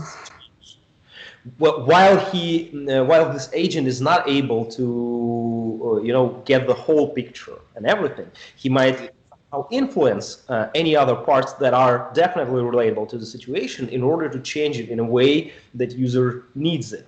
It's probably highly illegal and immoral, but take into consideration, and this idea crossed.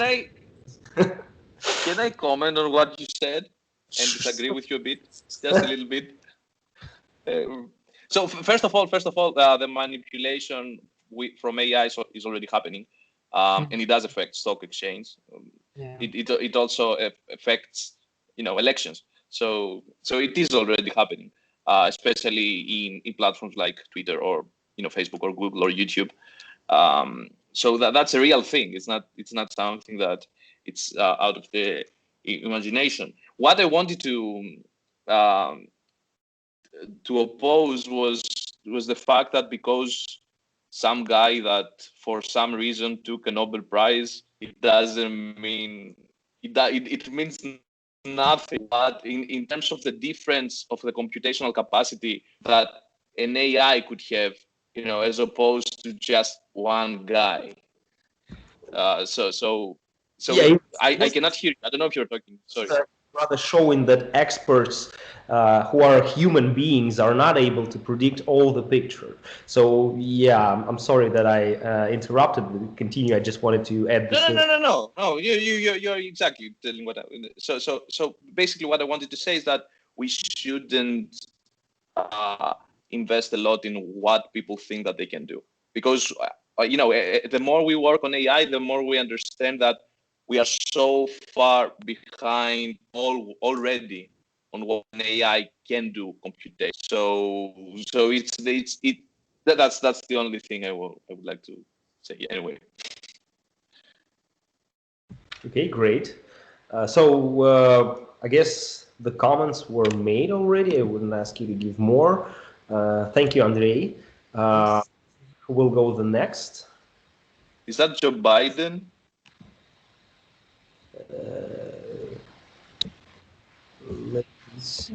Hi, everyone. Do you hear me? Yes, Tatiana. Yes. Can see you. I'm sorry, dear colleagues. Do you also see this like gray rectangle? Okay, now that's a lot better. Thank you. Okay. Please go ahead. So I'm Makarova Tatiana, and I want to introduce you my idea, Devil's Advocate. Sorry. I choose the market, justice market, and the case, the judicial process. And this process based on game theory and social interaction. So let's look at how this process works now. There are positions such as accused, lawyer, judge, jury, witness, and prosecutor. So each position has a model or several models of action is such situation, and based on this model, they build in a strategy. The goal of each position is to understand the strategy of the other position and influence it. In the process, I will consider the position of a lawyer as an agent, and from the structure of the current situation, several problems of the agent lawyer can be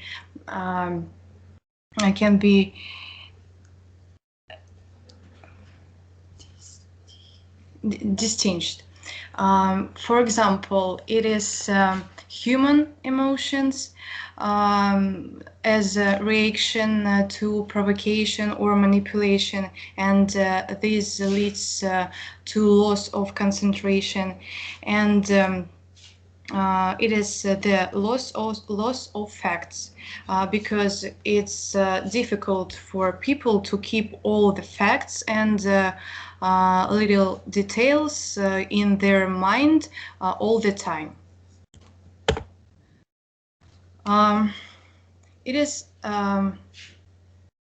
So let's talk about the principles of agent law as a position.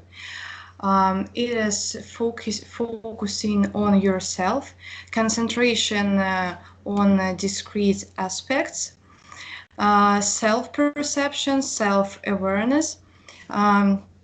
So the agent is aware of itself as part of the process, and it gives to agent the ability to influence its process. Action, social comparison, and this allows the agent to build different strategies and memory, because there are lots of facts and details. So these principles allow us to determine that an agent belongs to self-awareness school. Let's consider the situation of the near future. In this situation, the position of an agent lawyer is artificial intelligence. The difference in this situation is that the agent affects consciousness of other position, controlling the concentration of their attention by changing the environment. For example, agent can add new factors that didn't exist before, and thus, artificial intelligence can predetermine the strategy of other position and influence it. Also, the advantage of artificial intelligence is the fact map. Agent can keep all the facts and little details in his mind and use them all the time. So that gives him the opportunity to find contradictions and draw conclusions faster and more correctly than human. The type of machine learning is reinforcement learning. Why? Because there is an environment with agent that determine its states. The behavior models of this agent are unknown, and they build on the basis of external and internal factors that are also not defined.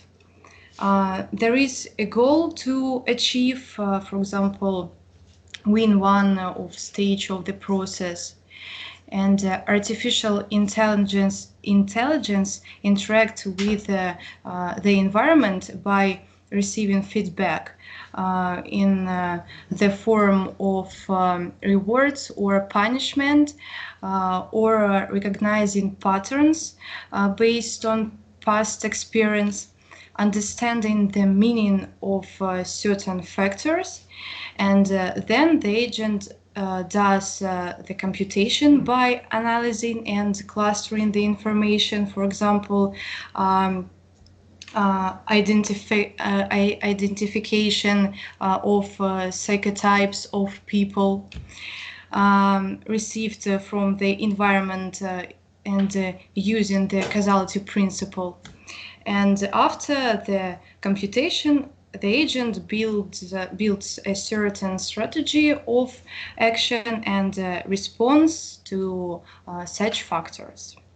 So the use of artificial intelligence in the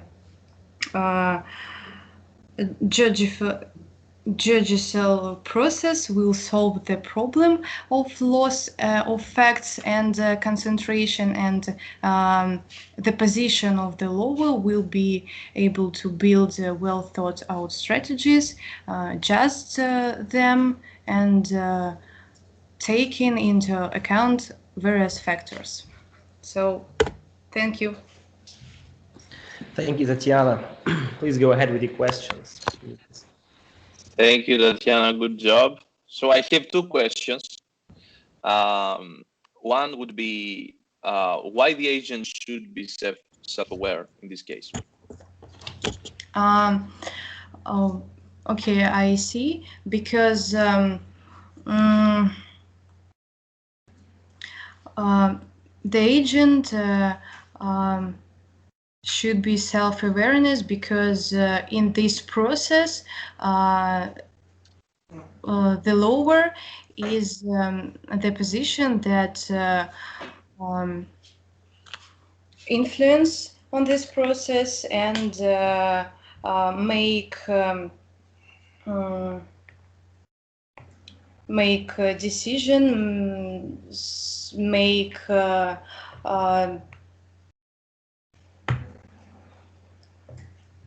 okay, I'll show scheme.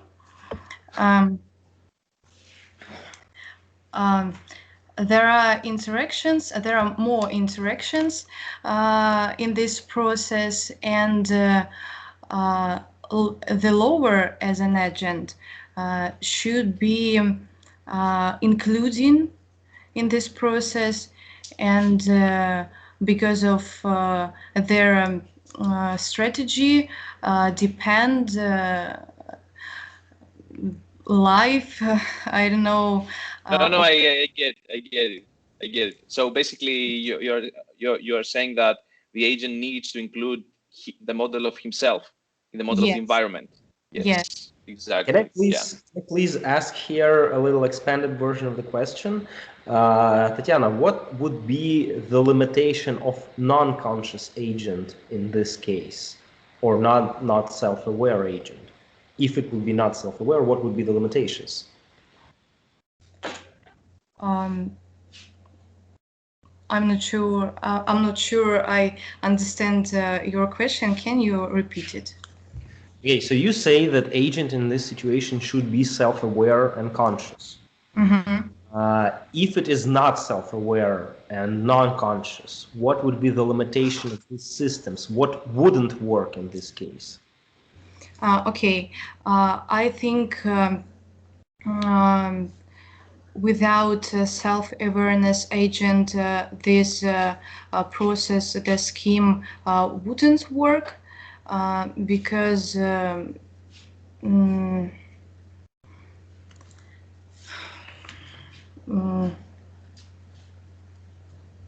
as I said, this agent need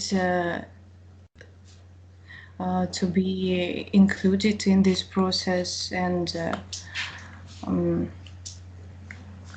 okay, if it's not included, what type of functions wouldn't be able to perform, or what type of decisions wouldn't they be able to make?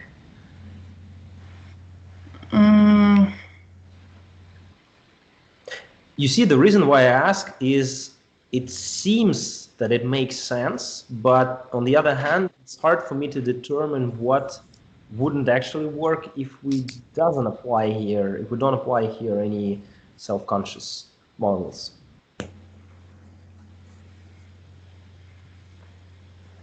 Okay, if you haven't explored this, then it's okay. Yes. I see I made it maybe a little bit difficult for you. It's for no one is an easy question. There's no one that can easily answer that question. Yeah. Can I ask the second question? Sure. Why patterns are important, right? Mm-hmm. And also what would be some of the factors? Because you mentioned that the patterns are basically the factors that the agent analyzes. So can you give one or two examples of some of the factors? Some factors that okay. Yes, there are. Yes. I said about factors as a way of lawyer to change a strategy of other position. For example, in our lections, we had example with octopus, and in one environment, in the first environment, there is a specific sign, and the octopus see the sign and building some strategy to and made decision. And when we add new factors like new sign, strategy of this octopus can be changed. So it is about factors. About pattern, what is a pattern? I can say it is meaning of some set facts and how we can explain it.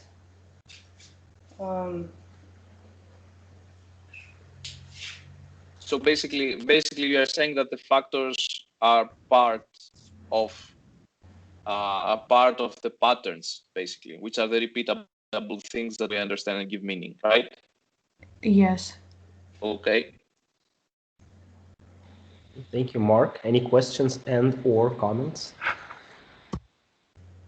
Yeah. First, I have a question. Is the system you're thinking about is a kind of assistant for a lawyer, or it's a real actor? Which system? Artificial intelligence system. Is it a real actor in the process, or yes. it's a system? Yes. Real actor. Then what would you say if all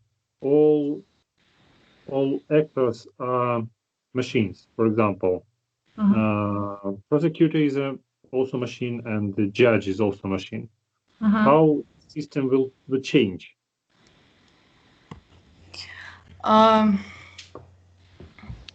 I think the interaction between this position will be changed.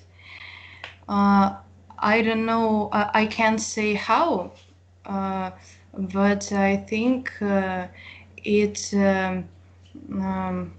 allow to make the justice market more honestly.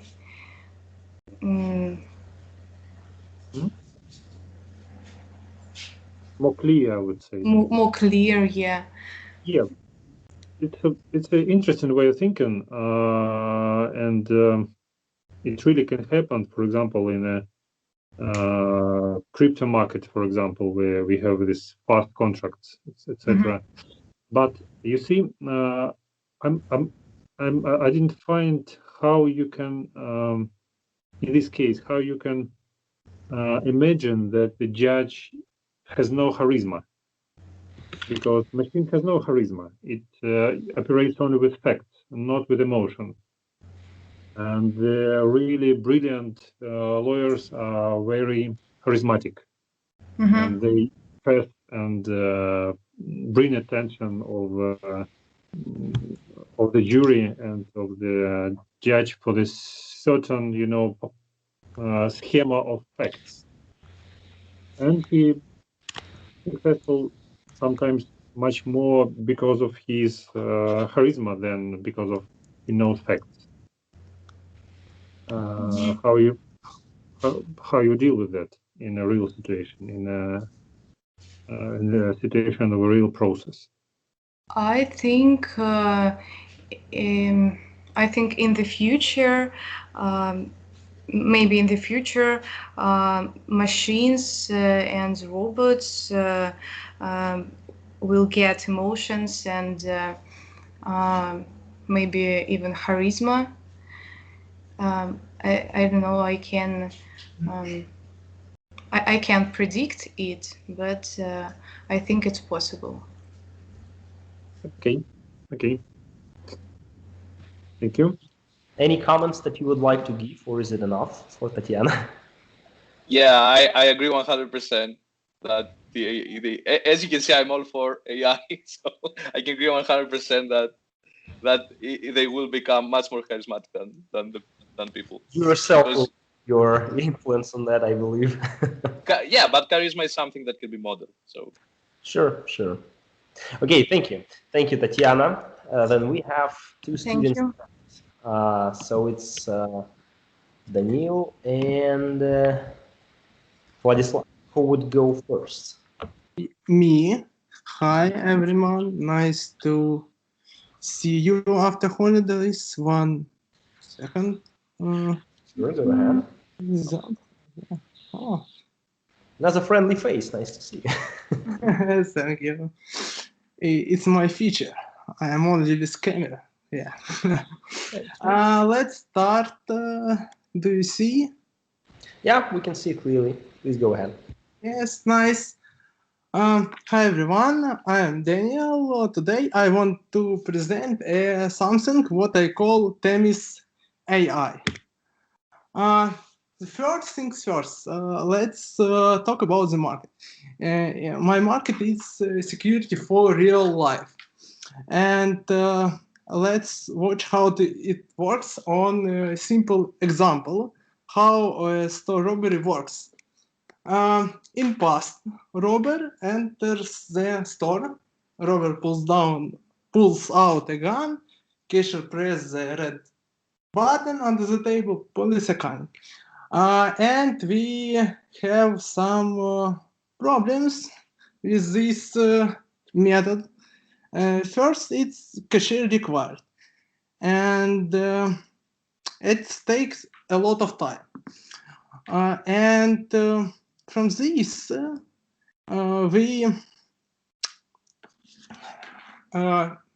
when we call it police, it's often post-mortem. What I mean? Often this system call a police after something bad happened, like cashier already die or something like this. Now we have different systems. It's robber enters the store, robber pulls out a gun, and police are coming. But we have the same problems. It's often post-mortem. When robber pulls out a gun, it's already late. And the next thing, it works on limited memory and eye. It's object detection. And we have two main issues with object detection. First, it's what I call theater bias, and another it's blind spot. Let's describe theater bias. Welcome to the theater. It's Hamlet. What do you see? People and weapon. It's easy task for AI. It's criminal situation. This man can kill people and need to call a police. But we have something what I call blind spot area. We have a theater spectators who watch the play, and it's not a crime. It's play. Yes, and it's just one example. War. And from these issues, I want to present how I imagine it's in future. Yes, robber enters the store and police are coming. Yes, and features. It's pre-mortem. It's we police are coming as fast as he can. And second thing, it might use theory of mind AI school. And from this, we have two main features. Sure. First of all, it's unlimited field of view. When we have a camera, we have very limited field of view. But using theory of mind, we can see full picture. And next, I will describe how. And the second thing is understand situation meaning. Understand what really means situation.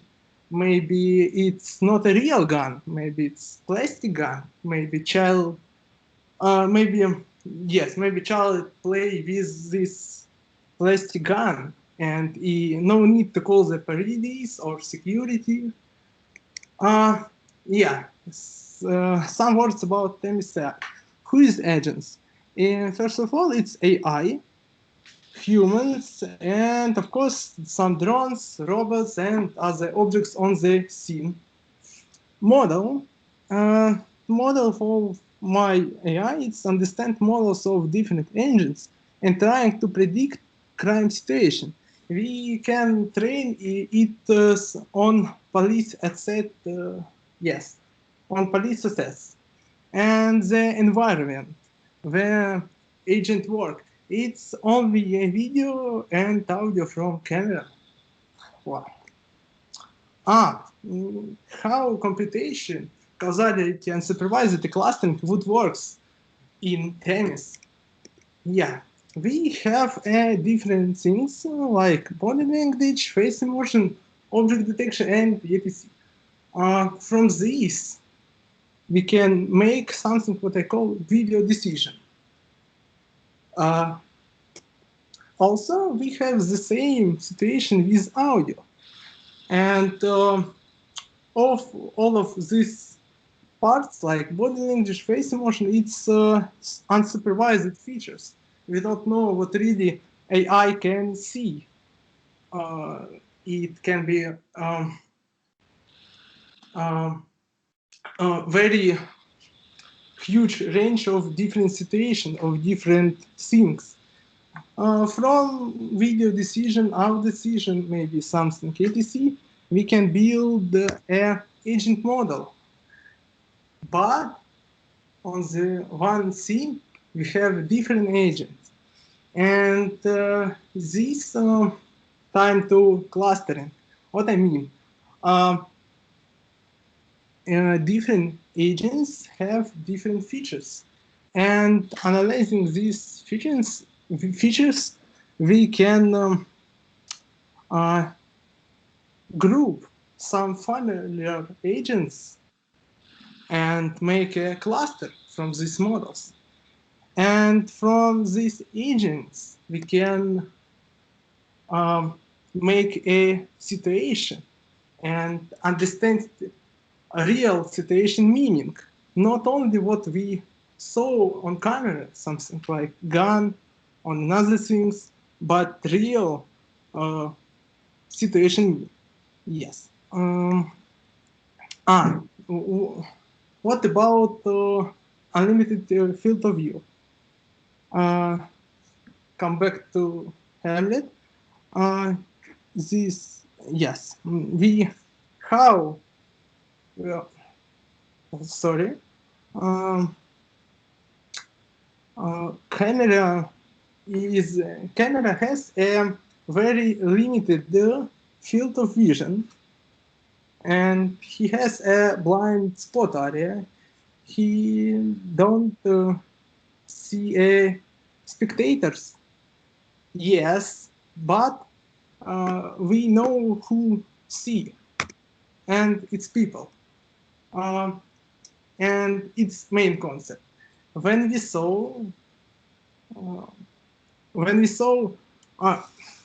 we can understand a people, we can understand and predict what they see.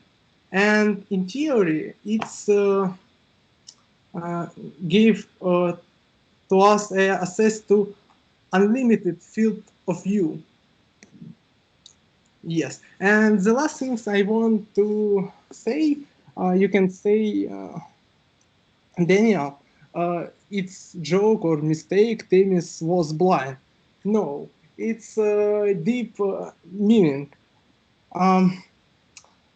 If I want to say, if you use only video from camera, you can't understand situation because you need to see something invisible, like human relations, on the reactions, and Themis can do this, and she no need eyes for that, and he can be blind. Thank you. Thank you, Daniel. Actually, very interesting idea. Please, experts, go ahead with your questions and comments. Very, very good presentation, man. I love that. I loved how you handled meaning. So what would be the nature of this agent? Where would that agent be? You know, where would you build that? Where would it be? I think now if it can be a agent, some cloud service. So like a platform. Yes, yes. And just need to connect your camera to this platform. Yes. Okay. Do you have other questions? Good job, man. Mark, please go ahead.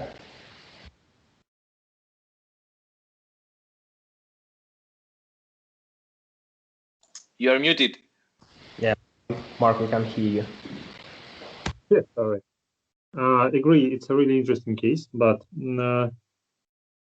did you ask yourself who robs CryptoBank? I wonder if it's a kind of theoretical situation you're trying to resolve, or it's a market-oriented one. As we understand, most of finances goes into virtual, like cryptosphere, etc. And maybe we will never see this kind of robbery in the kind of 2 or 5 years. Yes, I am. If I understand you correctly, thank you for the question. It was just a real little case about this market. It can be. One second. It can be cameras not only in small shops. It can be in shop centers cameras, and it cannot be only robbery with guns. It can be robbery with for steal something. It can be a anti-terroristic methods, something like that. And I think in crypto, you say about internet things. Yes, internet money. Yes. No, I think Mark meant about cybersecurity, because everything is going slowly online. So what would be the implementation if the same case was not about physical people and a physical place and physical money, but it was something regarding like a virus or like a backdrop or Yes, I think with cybersecurity, limited memory AI already works perfect, good enough. And for me, most interesting work with real people.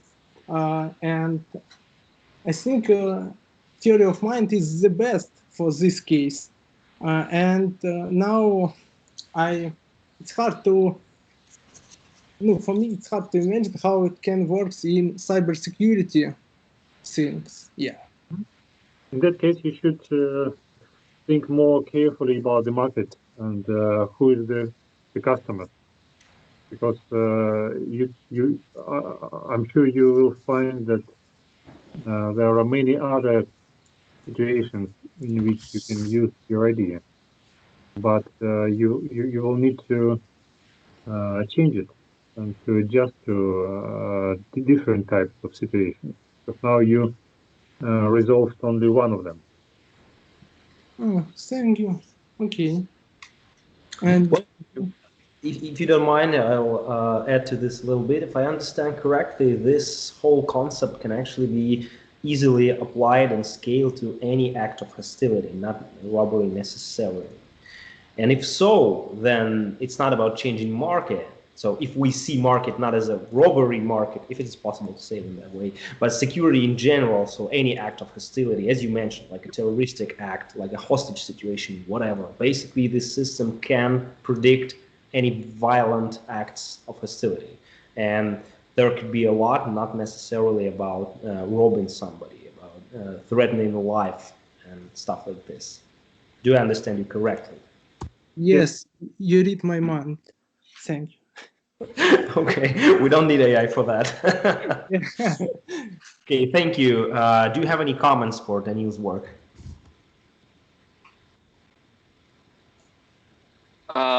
One thing, the cybersecurity algorithms do not work perfectly. Okay.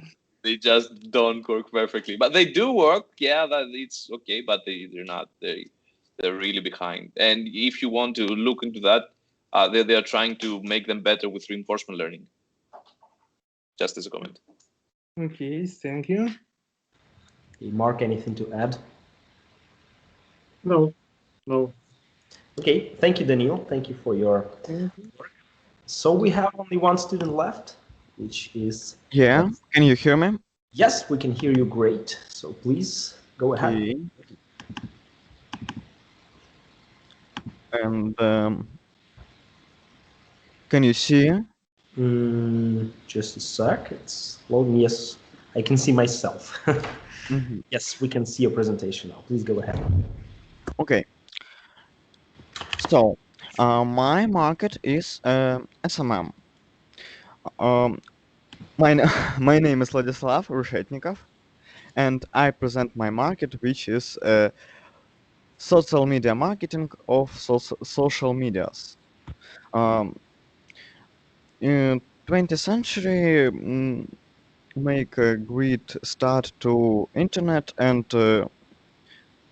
last decade show us how social medias is popular. So global companies start to use algorithms to show different content to users. And these algorithms is often non-obvious and you need to specialist to which can help you to make to deal with it. And it will be great if we can predict how the algorithm behavior without human, because it can be cheaper and faster. So I want to make SMM AI, which can I think you know what is agent and model. So agent is my AI, which can create model based of parameters of several parameters: target audience, content of post, and popularity of pages of target post which we can post in group. For example, if we want to post in a group. And I use limited memory machine learning, deep learning, because it is because algorithms which social networks using is two, deep learning and machine learning, and to reverse this we can use same method. So you can ask question, why not theory of mind? Because it's hard to create, and I think what it will give unproportional low boost to the system. Also, my system have several steps, and I wanna first realize the first step. And at first step, theory of mind, I think will not give a boost. So I will talk you about something about how data is pre-processing for work. I will start from several patterns which we need for our AI to work, and its user, its general information about user, its country, age, sex, and question, and any interests. Yeah. Second one is post. Post can contain media. Media can media. We can extract data from media, and we can process text from post. That's which what is post for AI. And topic, it's theme of post, and theme of maybe group or public, which you want to develop in social media. It contains that targeting groups, name, and usual pupil interest in that. So now I will show you how my project is looking. We can start from first step. It's unsupervised deep learning. We have post, which we want to develop, users data, which which we processed from previous step, and hot topics, which is popular right now. We have a base of neuron, which learned on existing post from another groups, or even from yourself group, and criteria which we can improve in our post. A user will give delta. It's deltas from etalon post. So at step 2, we add a reinforced learning to this. We use deltas to generate changes by another network to the post, and we repeat this so on. After a lot of tries, we will take a best result.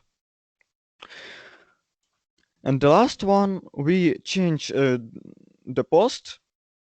We don't need to use to have a post, because another network will generate it and give you a post without any input data, except your graph and interest of your users. So let's talk about potential clients, which can be popular page owner, or those who want to make their page popular. And about cost, we have a SMM specialist already, and I think this algorithm can be faster than they, and we can make it cheaper. But if efficiency will be high enough, we can increase price, and that's all. Finally, artificial intelligence is social media cheating. Thank you. Thank you. Thanks so much, Vlad. Any questions, dear colleagues, on social media cheating? Oh, I have. Go ahead, please. Oh, I have questions. Okay. So why is it cheating, first of all? Because it's faster than humans, so it's cheating. Rely to them. Okay, so you made it ethically. Okay. So why theory of mind won't make sense? Because it's hard to I'm not saying that it should make sense, but why it wouldn't? Because we, as I think, because we using same, we got diamond, but diamond. We use deep learning to reverse deep learning. It will give a boost, but I think we don't need to understand deep learning for our AI. We need to simulate it by statistics.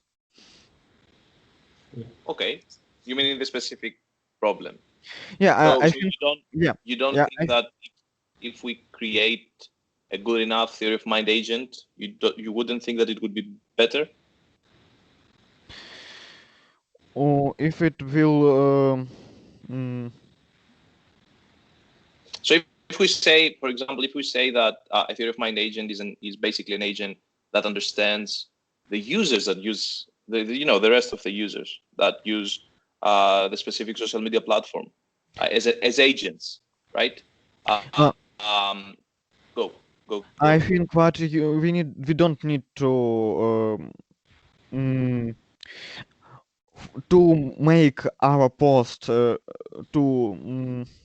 take on recommendations. We don't need to empathy users because recommendation algorithms is not haven't empathy to users. So we need to have empathy to deep learning algorithm, and I think we can use it. We can make it without theory of mind. Okay. Thank you. Mark, please go ahead.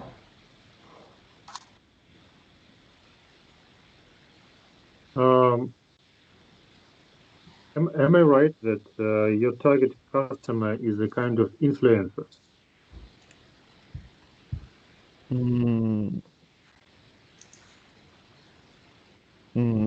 What is influencer? Sorry, I didn't know this word.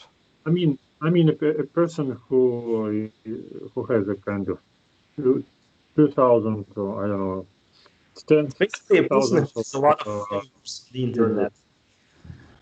Yeah,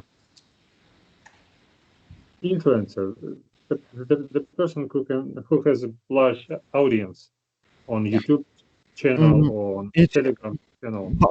It can be them, but if we will have a reliable cost, we can make it target to usual people which have not popularity but want to become. Okay, then how you can assure that those who read those posts trust them? Because if the post is individual, then you can trust. One can trust it. It's a real post from the individual. And you describe the situation when audience can not believe that it's a real individual post. Not. Yeah, we can add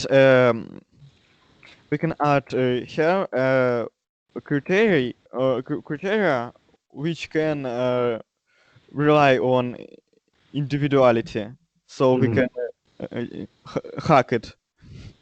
Okay, so you have a mechanism of individualization of the post.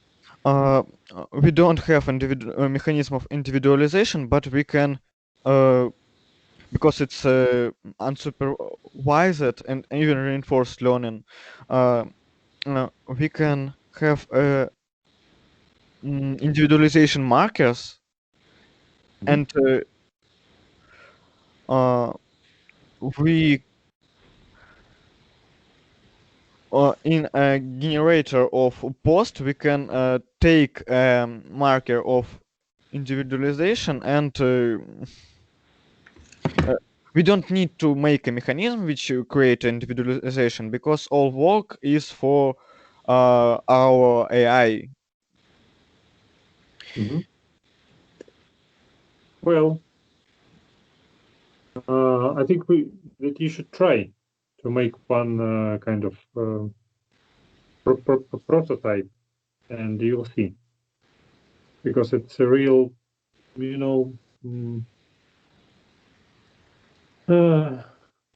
I'm not sure that people will trust, in this kind of post generation. But you should try. I think that in your project, that your project needs to be a kind of more in a way of research. You need experiment. We have kind of hypotheses which are not proven yet. We have quite good simulating individuality GPT-3 network. It is similar to human, but human talk, but still can't achieve the real human in some points. But I think with the next generation of GPT, we could simulate the human by just usual limited memory learning. Not really. No, not likely. So GPT-3 is a pretty good case. What they did basically is they scouted the whole internet and they figured out the best way. So if the input is this, what would be the best output, and how can we make it seem like more human? But that doesn't mean that GPT-3 understands what it does, right? Yeah. So this is a big difference. So it's one thing to be able to predict more precisely what would be close to what a human would say, but it's another thing to understand why you do it, right? So Yeah. GPT-3, the only thing that GPT-3 does basically is it tries to find correlation, so the best possible output for each particular input. So it's a different situation when you're trying to understand why humans act the way they do, and a different thing to understand what would the human say. So just to have that in mind. And what I would suggest is, I don't know, do you have Twitter in Russia? I'm not sure. Yes, of course. Cool. So Twitter allows you to use their data to do research, especially if you're a student. So that would be a good case. Great. Okay, thank you so much. Thank you, Vladislav. And good job, now, that was our final student for today. So first and foremost, I would like to thank all of our students for the effort you've made, for this intellectual contribution that you've made in your works, because this is actually what matters. You showed the deep understanding of what you have learned, not just simply, information that you gathered. And this is very impressive in my case. And second, I would like to thank a lot our experts for the time they've took on the Saturday, and we actually have taken an extra hour than I expected, but I at least hope it was worth it. So once again, thank you so much for the time and for your expertise provided to the students.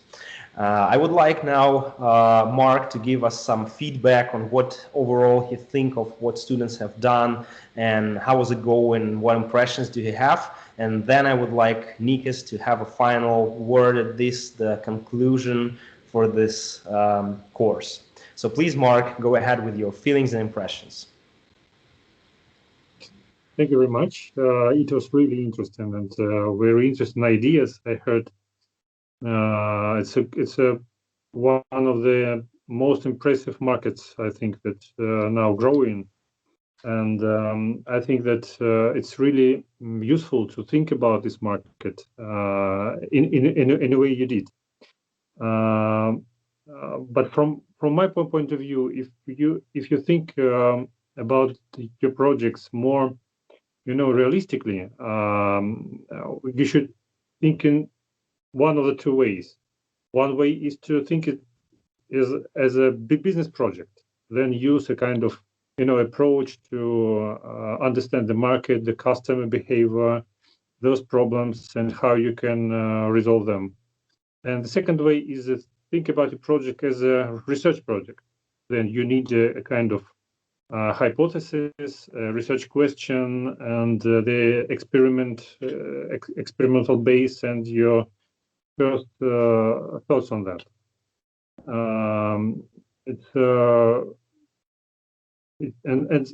It's sometimes after good research you can find a really great market idea.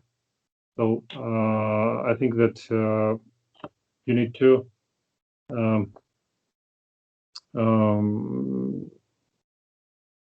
make your projects as a research project first, and then goes to the market. That's it. Thank you. Thank you, Mark. And now, Nikos, you for the final point in this course. Your feelings, your impressions, your expectations, were they met, were they not? And what would you like to say to students at the end of this course? Mm-hmm. So first of all, I completely agree with what Mark said. So it's one thing to try to think if something can be done, which is more the academic approach. Can it be done? Is it is it fun to work on something that is so weird? Which is always fun. It's always nice, and in many cases, it could lead to a business that it could use this technology to something completely different. But you should, as Mark said, you should 100% try to understand why someone would use something, right?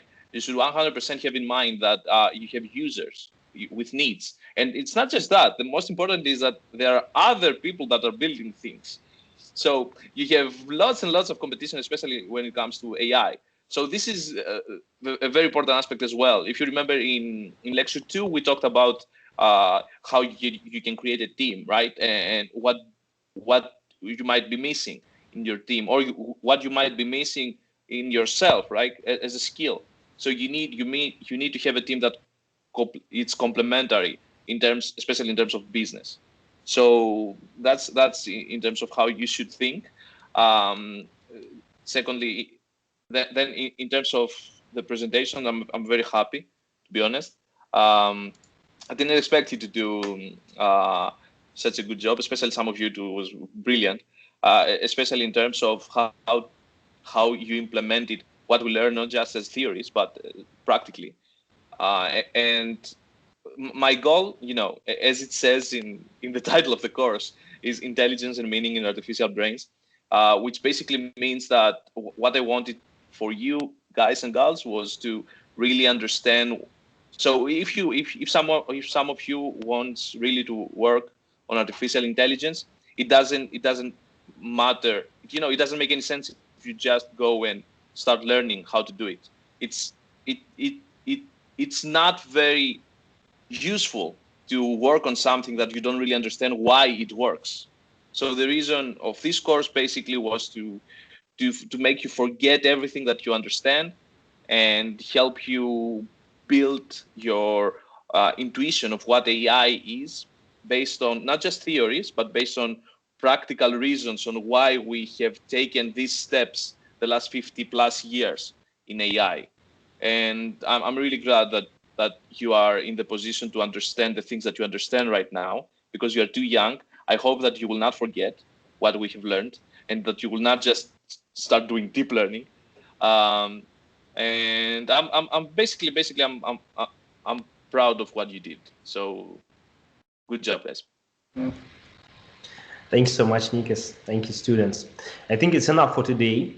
Once again, experts, your time is priceless for us, and your expertise is priceless for students. So I hope we see you again on some maybe advanced versions of the course, or we'll see later what can happen. For now, this is it. Thank you for your time. See you next time. Thank you a lot. Thank you. Thank you. Bye, guys. Thank you. Bye. Goodbye. Bye-bye.